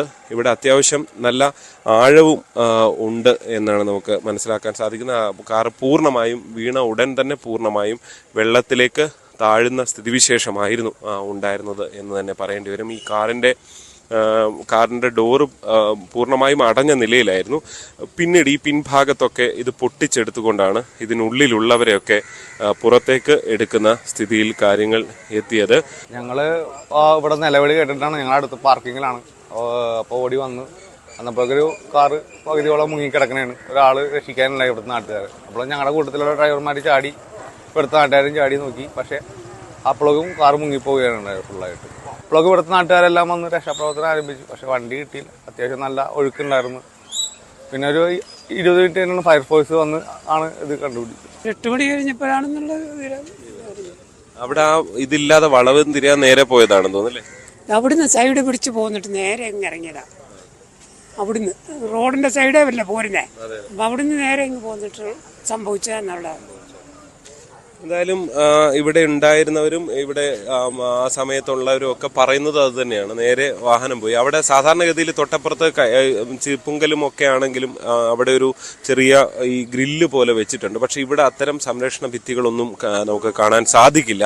അതുകൊണ്ട് തന്നെ നേരെ വന്ന് പ്രത്യേകിച്ച് അപരിചിതരാണ്, ഈ പ്രദേശവുമായി യാതൊരു പരിചയവുമില്ലാത്തവരാണ്. അങ്ങനെ എത്തിയവർ കൂടിയാണ് പറയുന്നുള്ളതാണ്. എന്തായാലും കോട്ടയം മെഡിക്കൽ കോളേജിലേക്ക് അപ്പോൾ തന്നെ മൃതദേഹം മാറ്റിയിരുന്നു. മന്ത്രി VN വാസവൻ ഉൾപ്പെടെയുള്ളവർ സംഭവ സ്ഥലത്ത് ആ സമയത്ത് തന്നെ എത്തിയിരുന്നു. ജില്ലാ പോലീസ് മേധാവി എത്തിയിരുന്നു. അങ്ങനെ വളരെ പെട്ടെന്നൊരു വലിയ രക്ഷാദൗത്യം നടത്തി. പ്രത്യേകിച്ച് ഇവിടെ പുഴയാണ്, അതുകൊണ്ട് തന്നെ മീൻ പിടിക്കാനൊക്കെ ആളുകൾ കാര്യമായി ഇറങ്ങുന്ന സ്ഥലമാണ്. ആ സംഭവം നടക്കുന്ന സമയത്ത് തന്നെ ആളുകളുടെ വലിയ തിരക്കൊക്കെ ആളുകൾ ഉണ്ടായിരുന്നു. അതായത് രക്ഷാപ്രവർത്തനത്തിനും മറ്റും ഉണ്ടായിരുന്നു. പക്ഷേ അവർക്ക് രക്ഷിക്കാൻ കഴിഞ്ഞില്ല എന്നുള്ളതാണ്. എന്തായാലും ഈ അപകടം എങ്ങനെയാണ്, എന്തുകൊണ്ട് ഇങ്ങനെ ഒരു അപകടം ഉണ്ടായി എന്നത് സംബന്ധിച്ച് ഈ 2 പേരും, കാറിനുള്ളിൽ ഉണ്ടായിരുന്ന 2 പേരിൽ നിന്നും വിവരങ്ങൾ ശേഖരിക്കാൻ കഴിയാത്തതുകൊണ്ട് തന്നെ അത് ഇപ്പോഴും അവശേഷിക്കുകയാണ്. എന്തായാലും ഇവരുടെ മൃതദേഹം മഹാരാഷ്ട്രയിലേക്കൊക്കെ കൊണ്ടുപോകുന്നതിന് വേണ്ടിയുള്ള ക്രമീകരണങ്ങളും മറ്റും നടത്തിക്കൊണ്ടിരിക്കുകയാണ്. പോസ്റ്റ്മോർട്ടം ഉൾപ്പെടെയുള്ള കാര്യങ്ങളും ഉണ്ടാകും. ശരി, എന്തായാലും ദാരുണമായ ഒരു സംഭവമാണ് കുമരകത്ത് ഉണ്ടായത്. ശ്രീജിത്തിന്റെ റിപ്പോർട്ടാണ് നമ്മൾ കണ്ടത്. മന്ത്രിസ്ഥാനത്ത് നിന്നും AK ശശീന്ദ്രനെ മാറ്റാനുള്ള PC Chacko Thomas K Thomas വിഭാഗത്തിന്റെ ശ്രമം പാളുകയാണ്. പാർട്ടിയിൽ ഭൂരിപക്ഷത്തിന്റെ പിന്തുണ ഉറപ്പാക്കിയാണ് ശശീന്ദ്രൻ ഇതിന് തടയിടുന്നത്. തോമസ് കെ തോമസിനെ കേന്ദ്ര നേതൃത്വം പിന്തുണച്ചാൽ പാർട്ടി പിളരുമെന്ന മുന്നറിയിപ്പ് ഇവർ നൽകിയിട്ടുണ്ട്. മുഖ്യമന്ത്രിയുടെയും CPMന്റെയും പിന്തുണയോടെയാണ് ശശീന്ദ്രന്റെ നീക്കമെന്നാണ് സൂചന. കേന്ദ്ര നേതൃത്വത്തിന്റെ പിന്തുണ ഉറപ്പാക്കി തോമസ് കെ തോമസിനെ മന്ത്രിയാക്കാനായിരുന്നു PC ചാക്കോയുടെ ശ്രമം. ശരത് പവാർ പറഞ്ഞാൽ രാജിവെക്കാൻ തയ്യാറാണെന്നും പകരം സംസ്ഥാന അധ്യക്ഷ പദവി നൽകണമെന്നും ആവശ്യപ്പെട്ട് ശശീന്ദ്രൻ ആദ്യ വെട്ടുവെട്ടി. ശശീന്ദ്രനെ പിൻവലിച്ചാൽ NCPക്ക് പകരം മന്ത്രിയെ നൽകണമോ എന്ന് തീരുമാനിക്കേണ്ടത് ഇടതുമുന്നണിയാണെന്ന് മുഖ്യമന്ത്രി പറഞ്ഞതിന്റെ ആത്മവിശ്വാസമായിരുന്നു ഈ നീക്കത്തിന് കാരണം. രാജിവെച്ചാൽ പകരം മന്ത്രിയെ CPM അനുവദിക്കില്ലെന്നും അനുവദിച്ചാൽ തന്നെ അപ്രധാന വകുപ്പെ കിട്ടാൻ ഇടയുള്ളൂ എന്നും ശശീന്ദ്രൻ പവാറിനെ ബോധ്യപ്പെടുത്തി. അതുകൊണ്ടാണ് മുഖ്യമന്ത്രിയുമായി സംസാരിക്കാൻ PC ചാക്കോയ്ക്കും തോമസ് കെ തോമസിനും നിർദ്ദേശം ലഭിച്ചത്. ഇതോടെ ശശീന്ദ്രനെ പിൻവലിച്ചാൽ പകരം മന്ത്രിയും വനം വകുപ്പും ലഭിക്കുമെന്ന് ഉറപ്പിക്കേണ്ടത് ചാക്കോയുടെ ബാധ്യതയായി മാറി. മാത്രമല്ല സംസ്ഥാന അധ്യക്ഷ പദവിയും തുലാസിലായി. PC ചാക്കോയ്ക്കും ചാക്കോയ്ക്ക് ശേഷം പാർട്ടിയിലെത്തിയവർക്കും UDF ചായവുണ്ടെന്ന പ്രചരണം NCPയിലുണ്ട്. അതുകൊണ്ടുതന്നെ ചാക്കോയും കൂട്ടരും പാർട്ടി വിടാനുള്ള സാധ്യത തള്ളിക്കളയാനാകില്ലെന്നും ഏത് പ്രതികൂല സാഹചര്യത്തിലും ഇടതുമുന്നണിക്കൊപ്പം ഉറച്ചു നിൽക്കുന്നത് താനാണെന്നും ശശീന്ദ്രൻ CPM നേതൃത്വത്തെ ബോധ്യപ്പെടുത്തിയിട്ടുണ്ട്. അതുകൊണ്ടുകൂടിയാണ് ശശീന്ദ്രനെ CPM നേതൃത്വം പിന്തുണയ്ക്കുന്നത്. നേരത്തെ മുതൽ NCPയിലുള്ള പലരെയും തഴഞ്ഞാണ് PC ചാക്കോ പുതിയ ഭാരവാഹികളെ തീരുമാനിച്ചത്. അങ്ങനെയാണ് ജില്ലാ കമ്മിറ്റികളിലടക്കം ചാക്കോ അനുകൂലികൾക്ക് ഭൂരിപക്ഷമുണ്ടായത്. ഇതിലും ശശീന്ദ്രൻ വിഭാഗം കടുത്ത അമർഷത്തിലാണ്. ശശീന്ദ്രൻ മന്ത്രിസ്ഥാനത്ത് നിന്ന് മാറുമെന്ന് തോന്നലുണ്ടായതോടെ ഈ വിഭാഗം സംഘടിച്ചു. ചാക്കോയ്ക്കൊപ്പമെത്തിയ ഒരു വിഭാഗത്തിന്റെ പിന്തുണയും ഇവർ അവകാശപ്പെടുന്നു. ശശീന്ദ്രൻ മന്ത്രിസ്ഥാനത്ത് നിന്ന് മാറണമെന്ന് പവാർ നിർബന്ധം പിടിച്ചാൽ പാർട്ടി പിളരുമെന്ന മുന്നറിയിപ്പാണ് ഇവർ നേതൃത്വത്തിന് നൽകിയത്. അങ്ങനെ വന്നാൽ ആർക്കും മന്ത്രിസ്ഥാനം കിട്ടാത്ത സ്ഥിതിയുണ്ടാകും. ന്യൂസ് 18 തിരുവനന്തപുരം. മറ്റൊരു വാർത്തയിലേക്ക് കടന്നാൽ അശ്വതി, നമുക്കറിയാം ചക്രമുടിയിലെ ഈ കയ്യേറ്റവുമായി ബന്ധപ്പെട്ട വാർത്ത അത് നമ്മൾ കുറച്ചധികം ദിവസങ്ങളായി ചർച്ച ചെയ്യുന്നതാണ്. മൂന്നാർ ചക്രമുടിയിലെ കയ്യേറ്റത്തിൽ ഉദ്യോഗസ്ഥ തല ഒത്താശ നടന്നിട്ടുണ്ടെങ്കിൽ നടപടിക്ക് ഒരുങ്ങുകയാണ് റവന്യൂ വകുപ്പ്. ഉദ്യോഗസ്ഥ ഇടപെടൽ സംബന്ധിച്ച് പരിശോധിച്ച് നടപടിയെടുക്കുമെന്ന് ദേവികുളം സബ് കളക്ടർ വ്യക്തമാക്കി. കയ്യേറ്റ ഭൂമിയിൽ വനം, റവന്യൂ, പൊതുമരാമത്ത് വകുപ്പ് ഉദ്യോഗസ്ഥർ സംയുക്ത പരിശോധന നടത്തി. അതീവ പരിസ്ഥിതി ലോല മേഖലയായ ചൊക്രമുടിയിലെ കയ്യേറ്റവും നിർമ്മാണവും വിവാദമായതിനു ശേഷം ഏറെ വൈകിയാണ് റവന്യൂ വകുപ്പിന്റെ നേതൃത്വത്തിൽ സംയുക്ത പരിശോധന നടത്തിയത്.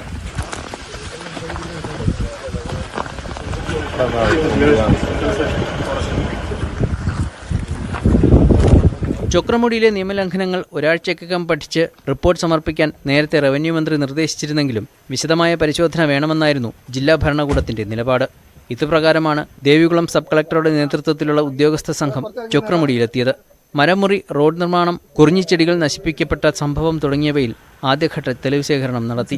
കുറച്ച് ടെക്നിക്കൽ ആയിട്ടുള്ള ആസ്പെക്ട് ഉണ്ട് ഇതിനകത്ത്, എൻവയറമെന്റൽ ആസ്പെക്ട് ഉണ്ട്, അല്ല റവന്യൂന്റെ ഇതും വരുന്നുണ്ട്, അപ്പൊ കൺസ്ട്രക്ഷന്റെ വരുന്നുണ്ട്. അപ്പൊ എല്ലാ ഇപ്പൊ PWD ബിൽഡിംഗ്സ് വന്നിട്ടുണ്ട്, ജിയോളജിസ്റ്റ് ഉണ്ട്, അതുപോലെ തന്നെ നമ്മുടെ ഫോറസ്റ്റിന്റെ റെപ്രസെന്റേറ്റീവ് ഉണ്ട്. അപ്പൊ ഇവരുടെ എല്ലാവരുടെയും എങ്ങനെയാണ് നമുക്ക് ഇതിനകത്ത് നടപടികൾ എടുക്കാൻ പറ്റുന്ന ജോയിന്റ് ആയിട്ടുള്ള മീറ്റിംഗിന് ശേഷം നമുക്ക് പറയാൻ പറ്റും. എങ്ങനെയാണ് ഇത് എത്തിച്ചേർന്നത്, ഇതൊരു ലൂപ്പ് ഹോൾ ആണോ സിസ്റ്റത്തിലുള്ളതെന്ന് വരെ നമ്മൾ പരിശോധിക്കുന്നുണ്ട്. അങ്ങനെ ഉണ്ടെങ്കിൽ നമുക്ക് അതിന് വേണ്ടുന്ന നിയമനിർമ്മാണം വേണമെങ്കിൽ അതിനുള്ള സജഷൻ നമ്മൾ കൊടുക്കുന്നതായിരിക്കും. അടുത്ത ഘട്ടത്തിൽ ചൊക്രമുടി ബൈസൺ വാലി മേഖലയിലെ മുഴുവൻ പട്ടയരേഖകളുടെയും ആധികാരികത പരിശോധിക്കും. തുടർന്ന് കയ്യേറ്റത്തിന്റെ തീവ്രത ഉൾപ്പെടുത്തി റിപ്പോർട്ട് സമർപ്പിക്കും. മൂന്നാറിലെ കയ്യേറ്റങ്ങൾ കണ്ടെത്താൻ സർക്കാർ നേരത്തെ നിയോഗിച്ച K. സേതുരാമൻ IPS തലവനായുള്ള സമിതി ചൊക്രമുടിയിലേത് ഗുരുതര പിഴവെന്നും ഉദ്യോഗസ്ഥതല വീഴ്ചയെന്നും റിപ്പോർട്ട് നൽകിയിരുന്നു. ഇക്കാര്യം കൂടി പരിശോധിച്ച ശേഷമാകും കയ്യേറ്റത്തിന് കൂട്ടുനിന്നവർക്കെതിരെ നടപടി ആരംഭിക്കുക. ന്യൂസ് 18 ഇടുക്കി. ആര്യാപ്പം നമ്മുടെ മോർണിംഗ് വെബ്സിന്റെ സമയം ഇവിടെ പൂർണ്ണമാവുകയാണ്. പക്ഷെ വാർത്തകൾ അവസാനിക്കുന്നില്ല. ലെബൻ അടക്കമുള്ള നിരവധി വിഷയങ്ങൾ അത് പ്രേക്ഷകരിലേക്ക് വരും മണിക്കൂറുകളിലും എത്തിക്കും. കൂടുതൽ വിശദാംശങ്ങളിലേക്കും വിശകലനങ്ങളിലേക്കും പോകേണ്ടതുണ്ട്. എല്ലാവർക്കും ഒരു നല്ല ദിവസം ആശംസിക്കുകയാണ്. അപ്പോൾ നമസ്കാരം.